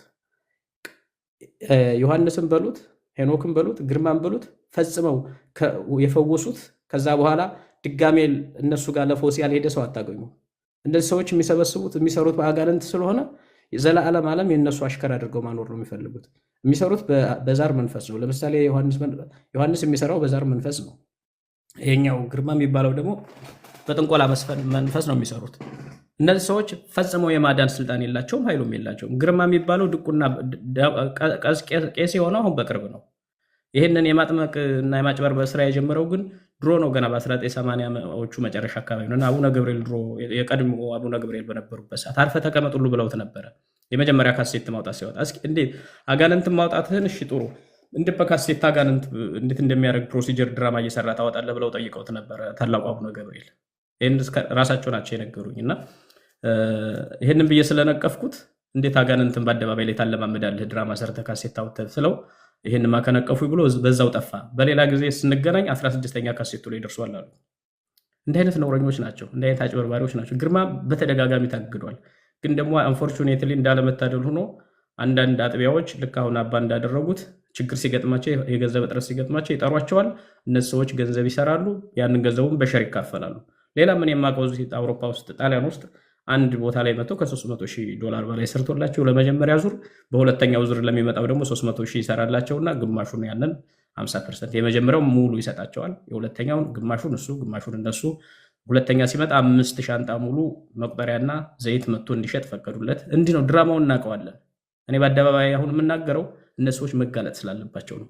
ፈጽሞ ደጋፊዎቻቸውም ተከታዮቻቸውም አሁን አባም ጨምረው መጋለጥ አለባቸው። አባ ልባቸው ያውቃል ምን እንደሚሰሩ፣ ድራማው ይገባቸዋል፣ ይሄን ያውቃሉ። አሁን አሜሪካ ደግሞ ዋና መናኸሪያቸው አሜሪካ ሆኗል። ሳክራሜንቶ የሚባል ቦታ አሁን እሳቸው ያሉበት በስም እኔ አይቼዋለሁ። ይሄ ሄኖክ የሚባለው ሰው ሲያጭበረብር ማለት ነው። እሱ ሄኖክ የፈረንጅና አጋንንት የያዘው ራሱ ምናምን ያለበት የተለያየ ፎቶና ምናምን እየለጠፈ እኔ ሶሻል ሚዲያ ላይ እኛ ድሮ መቀለጃችን ነበር ይሄ ሰውዬ የሚሰራውን ድራማ። ግን እኛ በቀለድን ቁጥር እኛ ባሾፍንበት ቁጥር ሰው እየተማረ እየተለወጠ አልተመለሰም፣ እንዳውም እየጨመረ አሁንማ እየነገሰ ምን ማዕት ተከታይ አብዝቷል። ምክንያቱም እንደዚህ አይነት ጥንቆላ መንፈስ ያላቸው ሰዎች ከፍተኛ የሆነ ተከታይ አላቸው። እንደሚታወቀው የሐዋርያት ሥራ ምዕራፍ 14 ይመስለኛል፣ ቢኒ ታግዘኛል። እነ ቅዱስ ጳውሎስ እያስተማሩ ሲሄዱ አንድ ቦታ አንዲት የጥንቆላ መንፈስ ያለባት ሴትዮ መጣች እና እዚህ ልዲያ የምትባል ሴት ልቧ በተከፈተበት ቦታ ላይ ነው እና እዛ ቦታ ላይ እያስተማሩ እያለ ያቺ ጥንቆላ መንፈስ ያለባት ለከተማው ባለጸጋ በጥንቆላ መንፈሷ ሀብታም የምታደርግ ሴት ነች እና መጣችና ምንድን ያለው በእሷ ላይ ያለው አጋንንት እነ ቅዱስ ጳውሎስን ተነሳና ምን አላቸው? እነዚህ የእግዚአብሔር ሰዎች የሚሏችሁን ስሙ ብሎ ነው የተናገረው። ማን ነው ይህን የሚያደርገው? በሴትዮዋ ላይ ያደረው የጥንቆላ መንፈስ ነው ይህን የሚለው። እሷ ዝብ አድርጉ። ያቺ ሴትዮ የምትናገረው ነገር እውነት ነው የሚመስለው ለብዙሃኑ ለሰው። ምክንያቱም እያወራች ያለችው ስለነ ቅዱስ ጳውሎስ እውነትነት እየመሰከረች ነው የሚመስለው። ግን ዲያብሎስ ለተንኮሉ ነው ይሄን የሚያደርገው። በዚች መንፈስ በዚህ ሴትዮ ላይ ያደረው መንፈስ እውነት ከተናገረማ ይችን ሴት ስሟት እንድል ነው ህዝቡ የፈለጉት። ከዛ ቅዱስ ጳውሎስ ግን ያውቃል ይሄን። አንተ የጥንቆላ መንፈስ ከዚህ ሂድ ብሎ አባረረው፣ ገስጸው። ከሴትዮዋ ላይ ያለ መንፈስ የጥንቆላ መንፈስ ወጣ ይላል። ሐዋርያት ሥራ ማንበብ ትችላላችሁ። ሲወጣ ሴትዮዋ አሁን መንፈስ አልባ፣ ጥንቆላ አልባ፣ ዛር አልባ ሆነች ማለት ነው። አሁን ይህን ቅዱስ ጳውሎስ ምንድን ነው ያለው? ሊያሳስትና ሊያጨበረብር እንደሆነ አጋንንቱ ያንን ያለው ስለሚያውቅ ሲያስወጣው፣ ሴትዮዋ ደግሞ አቅማቢ ስትሆን ወደ ቤቷ ስትሄድ መጠንቆል አቃታት። ከዛ ባለስልጣኑ ተናደደ፣ ጥቅሙ ተቀረበት፣ ተናደደ። እነ ቅዱስ ጳውሎስ የሚባሉትን ከከተማ ፈልጎ አሳሰራቸው። ታሪኩን ታውቁታላችሁ። ከዛ በኋላ እስር ቤት ገቡ። እየዘመሩ እያሉ በሰንሰለት ታስረው ሌሊት ብርሃን ታያቸው። ሰንሰለቱ እንደ ብረቱ እየቀለጠ ከዛ ወጡ። ብዙ ተአምር ተደርጓል። ከዛ በኋላ የጠንቋዩም ሰውዬ ብዙ ሰዎችም ወደ እነ ቅዱስ ጳውሎስ መጥተው ተጠመቁ ይለናል። ሰፊ ነው ታሪኩ። ይሄ የሚያሳየን እንዲህ አይነት መንፈስ ገና ከመጀመሪያው ከሐዋርያት ዘመን ጀምሮ የነበረ ነው። እንዲህ አይነት አጭበርባሪዎች ስምዖን መሰሪ የሚባለው ሰውዬ በጥንቆላ መንፈስ ነው ወደ ላይ መጥቄ እሄዳለሁ ብሎ የጀምሮ የነበረው። የነ ዮሐንስ፣ የነ ሄኖክ፣ የነ ግርማ ኢትዮጵያ ቤተክርስቲያን ውስጥ የተተከሉ በ50 ሚሊዮን ምዕመናን መካከል የተተከሉ ሲሞናውያን የሲሞን መሰሪ አይነት የጥንቆላ መንፈስ ያላቸው ያቺ የጥንቆላ በሐዋርያት ሥራ ላይ የምናያት ሴትዮ አይነት የጥንቆላ መንፈስ ያላቸው አጭበርባሪዎች ናቸው። እነዚህ ሰዎች አጭበርባሪዎች ናቸው። ማጭበርበራቸውን በይፋ የሚናገሩ እኔ በነበርኩበት ቦታ ለክስ የመጡ የእስጢፋኖስ ቤተክርስቲያን አዲስ አበባ ያለው የቅዱስ እስጢፋኖስ ቤተክርስቲያን ሰንበት ትምህርት ቤቶች አምጥተውት የነበረው ዶክሜንት እዛ ዶክሜንቱን አይቼዋለሁ። ለህግ የቀረበው ተካሰው ስለነበር 32 ጋርድ አለው ሰውየው እና ለነዚህ 32 ጋርዶቹ 3 ሚኒባስ ገዝቶላቸው ነበር። ይሄን የምናገረው ከ12 ዓመት በፊት የነበረው ነው እና ያኔ ተከሶበት የነበረው በጊዜው በዛ ዘመን እንኳን 4.ምናምን ሚሊዮን ቤት ለራሱ የነበረው ለልጁ የነበረው እና ማአት ጉድ ሀብት ነው ያካበተባቸው። ይሄን የሚያካብተው በቅዱስ እስጢፋኖስ ስም ነው። እዛ ቤተክርስቲያን ያሉ ካህናት ግን ከዚህ ጥቅም ተካፋይ ናቸው። እና አሁን በአደባባይ መጥተው አባ ምናልባት አባ ንጹህ ሊሆኑ ይችላሉ። እኔ በዚህ ብረት በሙሉ ገብተውበታል፣ በቢዝነሱ ተጋሪ ናቸው ማለት እያልኩ አይደለም፣ አላውቅም ስለ አባ። አብዛኛው ግን እነዚህ ሰዎች የሚያመጡ ሰዎች ከዚህ ንጹሃን አይደሉም። ከዛ ተነስቼ ነው አባም ተነካክተው ሊሆን ይችላል። ካልሆነ ግን ማጥመቅ፣ ፈውስ መስጠት የካህናት ስልጣን ነው እንጂ ለግርማ የተለየ ነገር የለውም። ግርማ ምን ስለሆነ ነው እንዲህ የሚል ትምህርት የለም። ከዛ በኋላ ስለ ቄደር ስለ ቀንዲል አወሩ አባታችን። ቄደር ሌላ ሚስጥር ነው። ቄደር ሚስጥር ሊፈጽም አልመጣም። ግርማ መቁጠሪያ ሊሸጥ በመቁጠሪያ ሰውን እየደበደበ ገንዘብ ሊሰበስብ ገንዘቡን ልትካፈሉ ነው የጠራችሁት እንጂ እውነት ምንም ገንዘብ የሚሰጥ ባይኖር ምንም አይነት ገቢ ባያስገኝ ግርማን ማንም ሰው አይጠራውም። አሜሪካም አውሮፓ ማንም። ግርማ የተፈለገው ብቸኛው ሄኖክም የሚፈለጉት እነዚህ ሰዎች እንደ ጠንቋዮች የሚፈለጉት ብቸኛ ተፈላጊነታቸው ገንዘብ ስለሚያመጡ ነው። በዛ ገንዘብ እናንተ ማሟላት የምትፈልጉትን ነገር ጊዜያዊ ጥቅማችሁ ልታሟሉ ነው። ያ ገንዘብ የኃጢአት ገንዘብ ነው። ያ ገንዘብ የደም ገንዘብ ነው። ሰዎች ተፈውሰው የሚሰጡት ገንዘብ ወደው የሚሰጡት ሳይሆን ተገደው በድህነታቸው ተገብቶ በክፍተታቸው ተገብቶ የሚገኝ ገንዘብ ነው እና ይሄ ፈጽሞ ስህተት የሆነ ነገር ነው። ቢኒ ለምሰራው ስራ በጣም በጣም ትልቅ አክብሮት አለኝ። በተደጋጋሚ ማስታወቂያ ሰርታ አይቻለሁ፣ ግን ላይቭ የመግባት እድሉ ስላልነበረኝ እንዲህ የመናገር እድሉን ስላላገኘው ነው። በጣም ነው የማመሰግነው። አባታችን ግን ይሄንን ጉዳይ እኔን መሞገት ከፈለጉ በእያንዳንዱ ነገር በቤተክርስቲያኗን ጉዳይ በስርዓቷን ጉዳይ በእነዚህ ሰዎች ህገወጥነትም ከአቡነ ጳውሎስ ጀምሮ ህገወጥነታቸው ሲጻፍ በሽማግሌ እያስመጡ በገንዘብ እየደለሉ ጳጳሳቱን ፓትርያርኮቹን ሳይቀር ሁሉ እያስለመኑ እንደገና እየተመለሱ እንጂ በስርዓት በቅዱስ ሲኖዶስ በቋሚ ሲኖዶስ ሁሉ በደብዳቤ የታገዱባቸው ጊዜያት በርካቶች ናቸው። አሁንም ቢሆን ጳጳሳቱና የገዳማት አስተዳዳሪዎቹ ገንዘብ እናገኝ እያሉ በውስጥ ለውስጥ የሚሰሩ ስራ ነው። ይሄ የታወቀ ነው እንጂ ሰዎች ህጋውያን ስለሆኑ አይደለም። እና እንደው ማለት የማያዋጣ ነገር ይዘው ባይከራከሩ አባ ትዝብት ነው የሚጥሉት። ብዙ የሚያውቁ የቤተክርስቲያን ሰዎች አሉ ጉዳዩን በጥልቀት የሚያውቁና ትዝብት ላይ ይወድቃሉ። ተሳስቼ ነው ብለው ይቅርታ አድርጉልኝ ብለው የተቀደሰውን አገልግሎት መስመር ይዘው ህዝቡ እርዱኝ ማለት ይሻላል። አሁን በዚህ ሰዓት የሚረዳ ሰው ምዕመናን በጣም ሁላችን እንረዳለን። እውነት ለመናገር ከቸገሮት ያንን ይንገሩን። የግርማ መንገድ የኃጢአት መንገድ ነው። የሄኖክ መንገድ የዮሐንስ መንገድ የጥንቆላ የዛር መንፈስ ነው። በዚህ መንፈስ የሚገኝ ገንዘብ ለእርሶ ምንም አይጠቅሞትም። ለራስዎት መንፈሳዊ ህይወት ራሱ ችግር ነው የሚያመጣበት። እኒህ ሰዎች ካስነኮት የሚያስነኮት መድኃኒት ካለ በሽተኛ ነው የሚያደርጉት። እውነቴን ነው የምነግረውት። በጣም ብዙዎቹን በእንደዚህ አድርገው ትዳር የበተኑት ትዳር መዓት ነው። ምን እኮ የማህበረሰብ የሰራውን ቪዲዮ እኮ ከ2 ዓመት በፊት 2 ክፍል ቪዲዮ አለ እኮ በእነዚህ ሰዎች ትዳራቸው የተለያየ መመለስ ያልቻሉ እስካሁን ድረስ በበሽታ የምትሰቃዩ እንዴት አይነት ሰው እንዴት አይነት ህይወቱን እንዲህ አይነት ምስቅልቅል ውስጥ ይከታል? እና አባታችን እውነት በየዋህነት አድርገውት ከሆነ እንደሞም ይመስለኛል ሐይቅ እስጢፋኖስ ስላሉም እንደዚህ አይነት ደገኛ ገዳማት ታላላቅ ገዳማት ከዛ አይነት ባክግራውንድ ያለውት ከሆነ የከተማ መነኮስ ስለማይመስሉኝ በየዋህነት ተታለው ይመስለኛል እውነት ለመናገር እና ይቅርበውት የነዚህ አጭበርባሪዎች ገንዘብና ህብረት ራስዎትን ለህዝቡን የሚቅርታ ጠይቀው ገንዘብ በይፋ ይለምኑ። እኒህን ሰዎች አላስመጣም። በቦታዬ ተሳስቻለሁ፣ ይቅርታ አድርጉልኝ የኢትዮጵያ ምዕመናን። ግን እኔ ቸግሮኛል፣ ላግዙኝ ይበሉ። እናግዛለን፣ እኛም እናስተባብራለን። ቢኒም ጨምሮ ያስተባብራል። አመሰግናለሁ ቢኒ።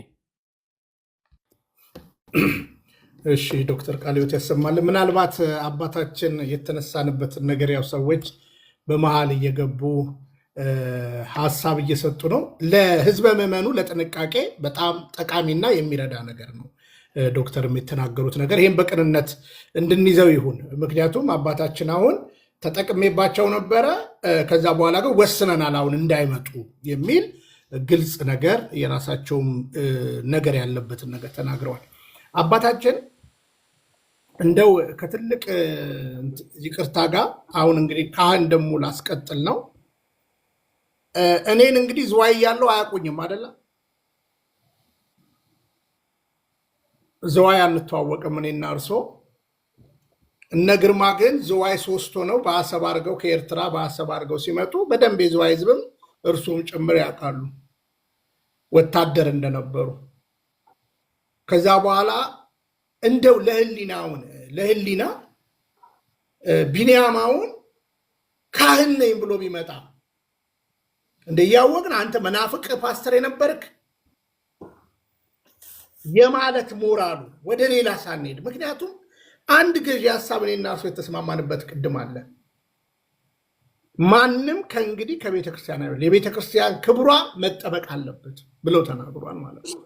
ግርማ ወታደር እንደሆነ የዝዋይ ሰው ያውቃል። ካህን እንዳልነበረ የዝዋይ ሰው ያውቃል። የሆኑ ጳጳስ ካህን ብለው ስለሰጧቸው እርሶ እያወቁ እኛ እያወቀን ካህን ናቸው ብሎ መቀበል ማለት በእግዚአብሔር ቃል ላይ እንደመረማመድ ለን የምንቆጥረው ሀሳብ ነው። እርሶም እንግዲህ ከእንግዲህ አልቀበላቸውም የሚሉበትን ነገር ወደ ሌላ ሳይሄዱ እንዲያስተምሩን ነው እየጠየቅን ያለ ነው። እና እስኪ አሁን እንግዲህ እርሶ እኔ ጸልዬ ግርማ መጥቶ አጠመቀ፣ ቅድም ዶክተር ያለው ነገር ይያዝና እዚህ እንግዲህ ቀሲስ አሉ፣ ቀሲስ ቴዎድሮስ ስላሉ እኔ አሁንም ቀሲስ ቴዎድሮስን በእርሶ ፊት ነው የምጠይቃቸው። እሳቸው በቅድስት ቤተክርስቲያን አንድ እንግዲህ ጸበል መጸበል ወይም ጸበል እንዲጠመቅ ሰው ሲደረግ የቤተክርስቲያን ስርዓት ምን ያስተምራል? እና ይሄንንና ለእርሱ የሚያቀርቡትን ነገር እናደርግና ይሄን ከመለሱልን በኋላ ወደ ሌሎቹ ጥያቄዎች ደግሞ እንሄዳለን። የቪዲዮ መረጃ እንግዲህ በደንብ ነው ምልክሎት። እርሶም እንደኛ ሆነው ወደፊት ለመቃወም መረጃ ያስፈልገኛል ስላሉ በደንብ እንሰጦታለን። በዚህ አጋጣሚ አንድ ነገር ልንገራችሁ። ዮሐንስ ዛሬም በገዛው ቦታ እያጠመቀ ነው ሰምቻለሁ። ከ89 ያላነሰ ደብዳቤዎችና መረጃዎች ልክ ያለው ዳላስ ላሉ አባቶች ዮሐንስ ዛሬም እያጠመቀ እንዳለ ስሰማ ዛሬም ልክ ያለው ተናገር ያለው። በቅድስት ቤተክርስቲያን እመኑኝ፣ ከማንም ጋር እንደራደረው ሞታችን እንመርጣለን። ስለዚህ አሁን የዮሐንስን ጉዳይ አድርሰናል። በዛ ደብዳቤ ለዛም ሆልዶን የተደረገ ነገር አለ። በጎን ግን ጥቅም የሚያሻፍተው ህዝብ አለ። ይሄን ነገር እየተደረገ እንዳለ እየጸበለ እንዳለ እያጠመቀ እንዳለ ሰምተናል። እንቀጥላለን።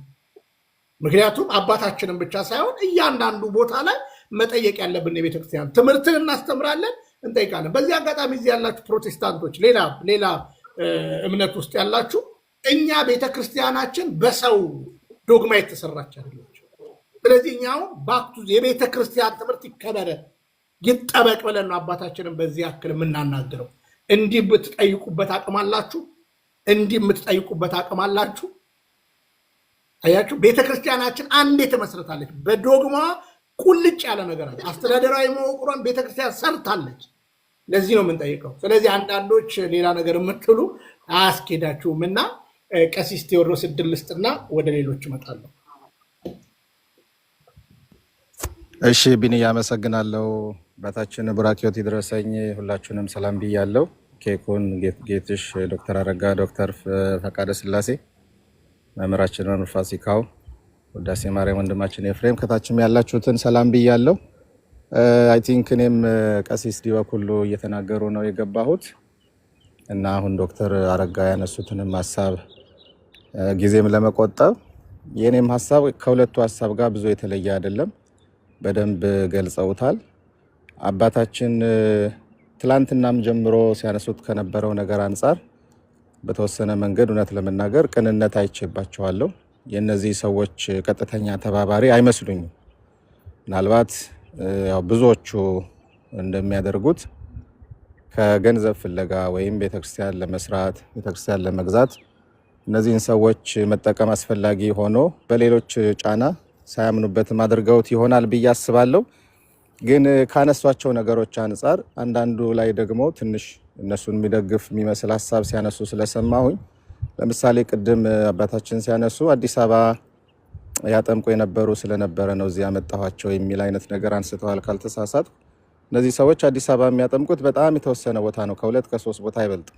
ያንን የሚያደርጉበት ምክንያት ደግሞ ግልጽ ነው። ከነሱ ጋር በጥቅም የተሳሰሩ ነጋዴዎች ቤተክርስቲያን ውስጥም ስላሉ አሁን እነዚህ ሰዎች የፈለጉበት ቦታ እንዲሄዱ እንደፈለጉ ቤተክርስቲያኒቱን እንዲመዘብሩ ያስቻለው አንዱ ደካማ የሆነ አሰራር ስላለና ለዚህ የሚተባበሩ ወዳደሮች ቤተክርስቲያን ውስጥም ስላሉ ነውና ይሄ የሚያስኬድ አይመስለኝም። አባታችን እንደገባኝ እርስዎ እነዚህን ሰዎች ሀሳብ ሙሉ ለሙሉ ደግፈው ከነሱ ጋር የሚቆሙ አይነት ስላልሆኑ የሚሻለው የሚመስለኝ እውነት ለመናገር እነዚህ ሰዎች በብዙ መንገድ የሚጠየቁበት ወንጀለኞች ናቸው።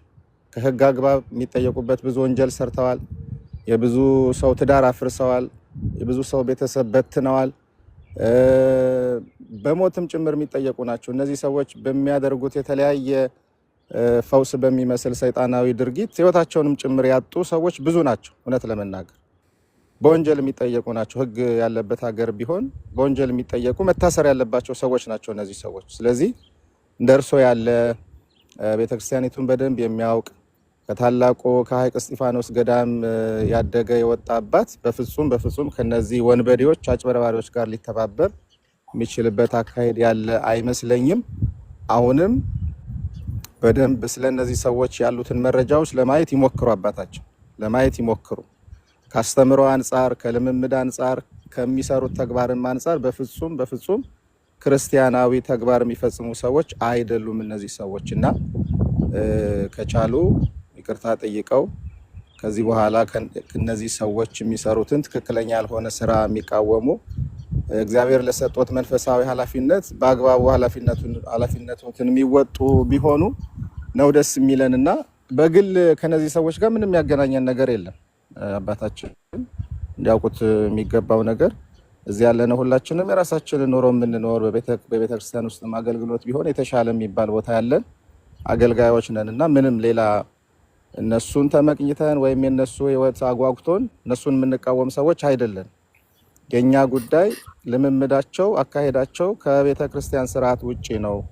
ካስተምሮ አንጻር ሰው በአጋንንት ተይዞ ይወለዳል የሚል ትምህርት አላት ቤተክርስቲያን አባታችን። አሁን ግርማ መጽሐፉ ላይ እኮ እንዲህ አይነት ጽሁፍ ጽፏል። በማለዳ መያዝ የሚል መጽሐፍ እንዳለው ያውቃሉ? እዛ መጽሐፍ ላይ ሰው ሲወለድ አጋንንት አድሮበት ነው የሚወለደው ብሎ የሚያስተምር ሰው ነው እንደው በትንሹ። ስለዚህ ካስተምሮ አንጻር፣ ከቤተክርስቲያን ትምህርት አንጻር፣ ከቤተክርስቲያን ስርዓት አንጻር ግርማ የትኛው ቤተክርስቲያን ነው ቀድሶ አቁርቦ የሚያውቀው? እስቲ ይሄንን ምስክርነት ይስጡኝ። እስቲ እርሶ የሚያውቁ ከሆነ የት ቤተክርስቲያን ቀድሶ አቁርቦ ያውቃል? ሲጀመር ቅዳሴ ካለቀ በኋላ አይደለም የሚመጣው። አዩ እነዚህ ሰዎች አላማቸው ገንዘብ ነው። አላማቸው የግል ጥቅም ነው። አላማቸው ቤተክርስቲያኒቱን ማሰደብ ስለሆነ በፍጹም ቤተክርስቲያንን የሚወክሉ ሰዎች አይደሉም። እንዳለመታደል ሆኖ እንደርሱ አይነት የቤተክርስቲያን ሰዎችን በመጠቀም ሴራቸውን እውነተኛ ለማስመሰል ነው ጥረት የሚያደርጉትና ሊነቁባቸው ይገባል ማለት ነው የምፈልገው። አባታችን እግዚአብሔር ይስጥልኝ። ቢን በነገራችን ቀሲስ አሁን እርሶም ስላነሱት ቢኒም በተደጋጋሚ ስላነሳው አንድ ስህተት እንዳይደጋገም አደራ። እኒህ ሰዎች ቢያቆርቡም ቢቀድሱም ከአባ ጋር ከመጀመሪያው ጀምረው በአገልግሎት ቢገኙም አሁን የሚያደርጉት ነገር ትክክል አያደርገው። ይሄ ትክክል አይደለም። አሁን ችግሩ ስለማይቀድሱ ስለማያቆርቡ አይደለም። ባይዘው የሚያደርጉት ነገር በራሱ ትክክል ስለሆነ ነው እንጂ ቢያቆርቡማ ትክክል ያደርጓል ብሎ አሁን አንተ ቅስና ስለሌለህ ነው ሰዎች እየተቃወሙ እኮ ያሉት ብለውት ግርማ ቅስና እንደተቀበለ ሰምቻለሁ። አሁን ከ4 ከ5 ዓመት በፊት ይሄንን ሌጂቲሜት ለማድረግ ማለት ነው የሚሰራው ስራ እሱ አይደለም ትክክል ማለት ቅስና ስለሌለው አይደለም ሰዎች እየጮሁ ያሉት። የሚያደርገው ነገር ክርስቲያናዊ ስላልሆነ ኦርቶዶክሳዊ ስላልሆነ የቤተክርስቲያን ስርዓት ስላልሆነ እንዲህ የሚባልም ነገር ስለሌለ ነው። የተለየ የማቁረብ ማን ነው የማጥመቅ በመቁጠሪያ የመሸጥ አሁን እሱ የሚያደርገውን ነገር ሁሉ የማድረግ የተለየ ስልጣን ያላቸው እንዲህ አይነት የሚባል በቤተክርስቲያን መዋቅር ውስጥ የለም። የስልጣን ደረጃም የለም። እንዲህ አይነት የሚባል ምስጢርም የለም። ይሄ አጭበርባሪ ነው። ቅድም ጥሩ ገልጦታል። ላባጆ ነው ያለው ቢኔ። ከዛ ውጭ ግን ሌላ ሁለተኛ መናገር የምፈልገው እዚህ ያላላችሁ የውጭ ሰዎች ፕሮቴስታንትና ሙስሊሞች የኢትዮጵያ ቤተክርስቲያን ውስጧ ያሉባትን ችግሮች በአደባባይ ስትናገር በኩራት ነው የምትደብቀው። የምታለባብሰው ነገር የለም። እስላሞቹም ሆናችሁ ጴንጤዎቹ የራሳቸውን ጉዶች በአደባባይ እንዲታወራላችሁ ወይ በውስጥ እናድርገው እንደባብቀው ነው የምትሉት። እናንተ የምትመጡት በአደባባይ ቤተክርስቲያንን አታክ ለማድረግ ነው፣ ኦርቶዶክሳዊት ቤተክርስቲያንን። እኛ ግን በውስጣችን ያለችዋን ትንሿ ልብስተት ቢሆን በአደባባይ አውጥተን ለመናገርና ለመንቀስ ለማጥራት ወደኋላ ማንል የማንፈራ ሰዎች ነን። እስኪ እናንተ እንደኛ አድርጉ። ዱርዬዎቻችሁን አውጡና ተቃወሙ። ሌቦቻችሁን አውጡና እስኪ በአደባባይ አጋልጧቸው፣ ከዛ ሞግቷቸው። እኛ እንደምናደርገው ሌቦቻችን እንደምንቃወሙ ያኔ እኩል ሰው ጋር ማውራት ትችላላችሁ። ሌላውን ተውት። እሺ እንግዲህ የተወሰነ ሀሳብ አባታችን ይስጡና እንግዲህ ሌሎች ጥያቄ ያላቸውንም ሰዎች ጥራ ባሉ መሰረት ቀጥዬ መምህር ፋሲካውም አለ፣ ኢትዮ ቤተሰብም፣ ውዳሴ ማርያምም መሰሎች አሉ። እስኪ አባታችን እንግዲህ አሁን አንዳንዱን አልሰማውም እንጂ ያሉ ስለሆነ እንግዲህ ያው የምንመሰክረው የቤተክርስቲያን ልጆች ነን። እድሉን ለአባታችን ልስጥና ከዛ በኋላ እንቀጥላለን። ደግሞ መምህር ፋሲካው በእውነት ቅድም ጀምረው ነው የመጡት። ልስጣቸው እድል ይሰጣቸው። በእውነተኛ ጋር ነው የዋሉት። እንዴ ለምን ይታሰሙ? እንዲያውም በትልቁ አርጓቸውና በደንብ እሳቸው ግንዛቤውም ስለሚኖራቸው በደንብ እንዲናገሩ እድል ይሰጣቸው። በእውነት ለሳቸው እሺ የመምህር ፋሲካው የከበረ ይቅርታ ይቀጥሉ። ወርደውብኝ ነበር አይደለ? በመሀል ናይ ምንም ችግር የለውም ነበር ከመጀመሪያው ጀምሮ። ያ ሁሌ እንደምናገረው አንድ ተራ የቤተክርስቲያን አንድ ዲያቆን ነኝ። የአባቶችን አክብሮታቸው ከልብ የመነጨ ስለሆነ መምህር ቢሉ ያው ለዛ ነው ከታች አላችሁ። ከዛ ወደ ጉዳዮቹ ስንገባ እኔ አባታችን መላከ ሰላም እውነት ለማውራት እርጋታቸው፣ ቁጭ ብሎ መስማት፣ ይሄ በዚህ ምሳሌ እኮ አንዱ እኮ አሁን እነዚህን ሰዎች በጣም እሪ የምንልበት ጉዳይ እኮ የእነዚህ ሰዎች ተከታይ የሆኑ ሰዎች እኮ ጭራሽ ምግባር የሚባል የሌላቸው እውነት ለማውራት አሁን ከስር ምን እያሉ እየጻፉ እንደሆነ እያየን ስለሆነ እና እኔ በጣም አክብሮት አለኝ ለአባታችን ለመላከ ሰላም። ለምን በቃ የጠየቅናቸውን ጥያቄ ቁጭ ብለው ይሰማሉ፣ ሲሰጣቸው ይመልሳሉ። የሚመልሱበት መንገድ ትክክል ነው አይደለም፣ እሱን ሌላ ጉዳይ ነው። ግን ይህንን ሳላደንቅ አላልፍም። ወደ ሌላው ጉዳይ ስንሄድ አሁን አባታችን አሁን እሳቸውን እየጠየቅን ያለ ነው። ትናንትና እንግዲህ ቢኒም ሌሎቻቸውም ነቀሽ ቴዎድሮስም ዶክተርም የምታውቁት ትናንት ማታ ነው። ትናንት በዚህ ሰዓት ተመሳሳይ ሰዓት አካባቢ ላይ አባታችን ገብተው እየተነጋገርን በነበርንበት ሰዓት ላይ ስለዚህ ጉዳይ ተነሳ። ላስብበት፣ በውስጥ እናውራ፣ በቃ እመልሳለሁ አሉ። ዛሬ መጡ። ጭራሽ አንድ ቀን። የሚገርም ነው። ለእኔ ገርሞኛል በአንድ ቀን ውስጥ እንዲመምጣት። ወደ ጉዳዩ ስንገባ ግርማም ሆነ ሌሎቹ አጥማቂያን ተብለው የሚነገሩ ሰዎች እነሱን የማንቀበልበት በጣም በጣም በጣም ብዙ አንድ ጉዳይ አይደለም። ዶግማ ብናነሳ እነዚህ ሰዎች መናፍቃን ከሚያነሱት በላይ የቤተ ክርስቲያኗን የዶግማ ትምህርት የሻሩ ሰዎች ናቸው።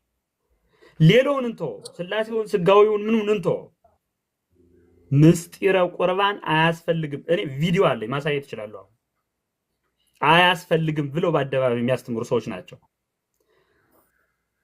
ምስጢረ ቁርባን ቅዱስ ስጋው ክቡር ደሙ ለድህነት አይጠቅምም ብለው የሚያስተምሩ ሰዎች ናቸው። ከነዚህ ሰዎች ጋር አሁን ጉዳያችን አባታችን መላከ ሰላም እሳቸው እንዲመልሱልን እኔ አልጠብቅም። ምሳሌ ያው እሳቸው የደብዳቤውን ጉዳይ እና እሳቸው ፐርሰናሊ ያላቸውን አመለካከት ቢነግሩን እንጂ እዛ የዘለለ እኮ አይደለም። የስህተት መንገድም ካለ ከዚያ እንዲመለሱ ነው። በቃ ቤተክርስቲያን እውነት ናት። ዶግማ የቤተክርስቲያን ዶግማ በጣም በጣም የሚጥሱ ሰዎች የመጀመሪያው ይሄ እንዲያዝ ይፈልጋል። ምሳሌ በባለፈው አባታችን አቡነ ገብርኤልን እንደዛ በቃ ባስተማሩት ትምህርት እንቅልፍ አጠር ስንል የነበረው ለምንድን ነው? ዶግማ የቤተ ክርስቲያን ተጣሰ ብለን ቀላል የማይባል ዶግማ እየጣሱ ነው እነዚህ ሰዎች ነው አንደኛው። ሁለተኛው ስርዓተ ቤተ ክርስቲያን የሚባል ስርዓተ ቤተ ክርስቲያንና እነዚህ ሰዎች ሆድና ጀርባ ናቸው። የቤተ ክርስቲያን ስርዓት የሚባል የማጥመቁን ስርዓት እንተው ሰውኛ ስርዓት እንኳን የሌላቸው ሰዎች ናቸው እናውቃለን። ስልክ የሚባርኩ ቄሶች ናቸው እኮ እነዚህ ማለት ስልክ ይዘው እንባርካለን የሚሉ ሰዎች ናቸው። ኦርቶዶክሳውያን አሁንም ቢሆን እነዚህ ሰዎች ውሸታሞች መሆናቸውን ትናንትም እያልን ነበር። አሁን ዛሬም እዚህ ዳላስ ላይ እየተደረገ ያለው ከመች ጀምሮ ነው ልጅ ያለው ሰው ክህነት የሚቀበለው? በየትኛው የቤተ ክርስቲያን ህግና ስርዓት ነው? ይሄን በደንብ መመለስ ይገባል። በየትኛው ህግና ስርዓት ነው አንድ ልጅ ያለው ሰው ክህነት የሚቀበለው? ነው እንዘርዝር ካለም ብዙ ነው። የመቁጠሪውን የቅባ ቅዱሱን ምናምን እንቶ ሱከፍቶ የመሸጡን ምናምን እንቶ በራሱ እነዚህ ሰዎች በቤተ ክርስቲያኗ ውስጥ ክህነት ተብሎ ክህነት አይደለም በክህነት ሌብል አይደለም በራሱ እኮ ብዙ ነገር የሚያስፈልጋቸው ነውና ህዝቡን ወደ ምን እየወሰዱት ነው? እቺ ብቻ ተናግሬ እጨርሳለሁ። እነ ቀሲስ ሳሙኤልም ስለመጡ ህዝቡን አንደኛ ቤተ ክርስቲያንን እንዲጣላ ካህናትን በተለይ በቤተ ክርስቲያን ውስጥ ያሉ እውነተኛ ካህናትን እንዲጣሉ እያደረጉ ነው። ምን በማለት ካህናት ደብተራዎች ናቸው እንዴ? ቀላል የሚባል ህዝብ እንኳን አልነጎደም። ቀላል እኔ በግልጽ ልንገራችሁ። አሁን ከዚህ ጋር እናንተ ጋር እያወራሁ ተደውሎ እየተሰደብኩ ነበር። ከዚሁ ከአሜሪካ እኔ የምኖረው አሜሪካ ነው። ደውለው ምን እንዳሉኝ እግዚአብሔር ይወቀው። ዝም ብሎ በግፍ የሚከተል የቤተ ክርስቲያኗን ዕውቀት ምን እንደሆነ እንኳን የማያውቅ ትውልድ ነው እያፈሩ ያሉና እነዚህን ሰዎች ልንታገል ይገባል። ቤተ ክርስቲያን እውነት ስለሆነች አባታችን በግሌ ሰብዕናዎት በጣም የሚደንቅ ነው። ግን እነዚህ ሰዎች ስተት ናቸው። ከቤተ ክርስቲያኗ የራቁ ጭራሽ አጭበርባሪዎች ናቸው። ከነሱ ጋር ለዘሃለፈ ስርየት ወለዘ ይመጽ እንደሚሉት እርሶ ሊቃውንቱ እንደምትሉት በቃ ያለፈ ነገር የጠፋ ነገር ይኖራል። ለሚመጣው ግን ራስን አስተካክሎ መርጥሩ ነው። ለምን በቃ ቤተክርስቲያን የምትፈልገው ያንን እናውቃለን። አሁን ምሳሌ ቢኒ እያለ ነበር እያጠመቁ ነው። አዎ ቅድም እኔ የሆነ ቪዲዮ ከፍቼ እያሳየሁህ ነበር። ቢኒ አይዶ ነው ማን እንደ ኦፍ እንዳደረገብኝ እንጂ ቪዲዮን ከፍቼ እያሳየሁት ነበር። እዚህ እየተካሄደ ያለው ነው። በመረጃ ደረጃ ይኸውላችሁ ኮምፒውተራችን ሞልቶታል። መረጃ ከሆነ ኮምፒውተራችን ሞልቶታል። ግርማ በሉት ሄኖክ በሉት ምናምን በሉት እንንቃ፣ ምዕመናን እንንቃ። ይቺ ቤተ ክርስቲያን የማንም ወታደር መቀለጃ መሆን የለባትም። ልጅ 2-3 ልጅ ምናምን ትላላችሁ። ቪዲዮ አለን ሆቴል ላይ ማሳየት እንችላለን። እውነት ለማወቅ እሱ ነው የሚፈለገው። ከምግባር ግን ሃይማኖት ይቀድማል። ሃይማኖት ላይ በጣም ስተት ናቸው እነዚህ ሰዎች። እወዳቸዋለሁ አባቶቻችን። እናንተ እያላችሁ መናገርም እንደው ብዙ ተገቢ አይመስለኝም። ግን ስተትን ስተት፣ እውነትን እውነት ብለን እንለፍ። አባቶቻችን ያስተማሩን እነ ዲዮስቆሮስ እንደዚያ ጺማቸው እስኪነጭ ስንት ነገር የሆኑልን ለይህች ቤተክርስቲያን ስርዓቷን ትውፊቷን ጠብቀው ለማሳለፍ ነው። በጣም አከበራቸዋለሁ። አመሰግናለሁ።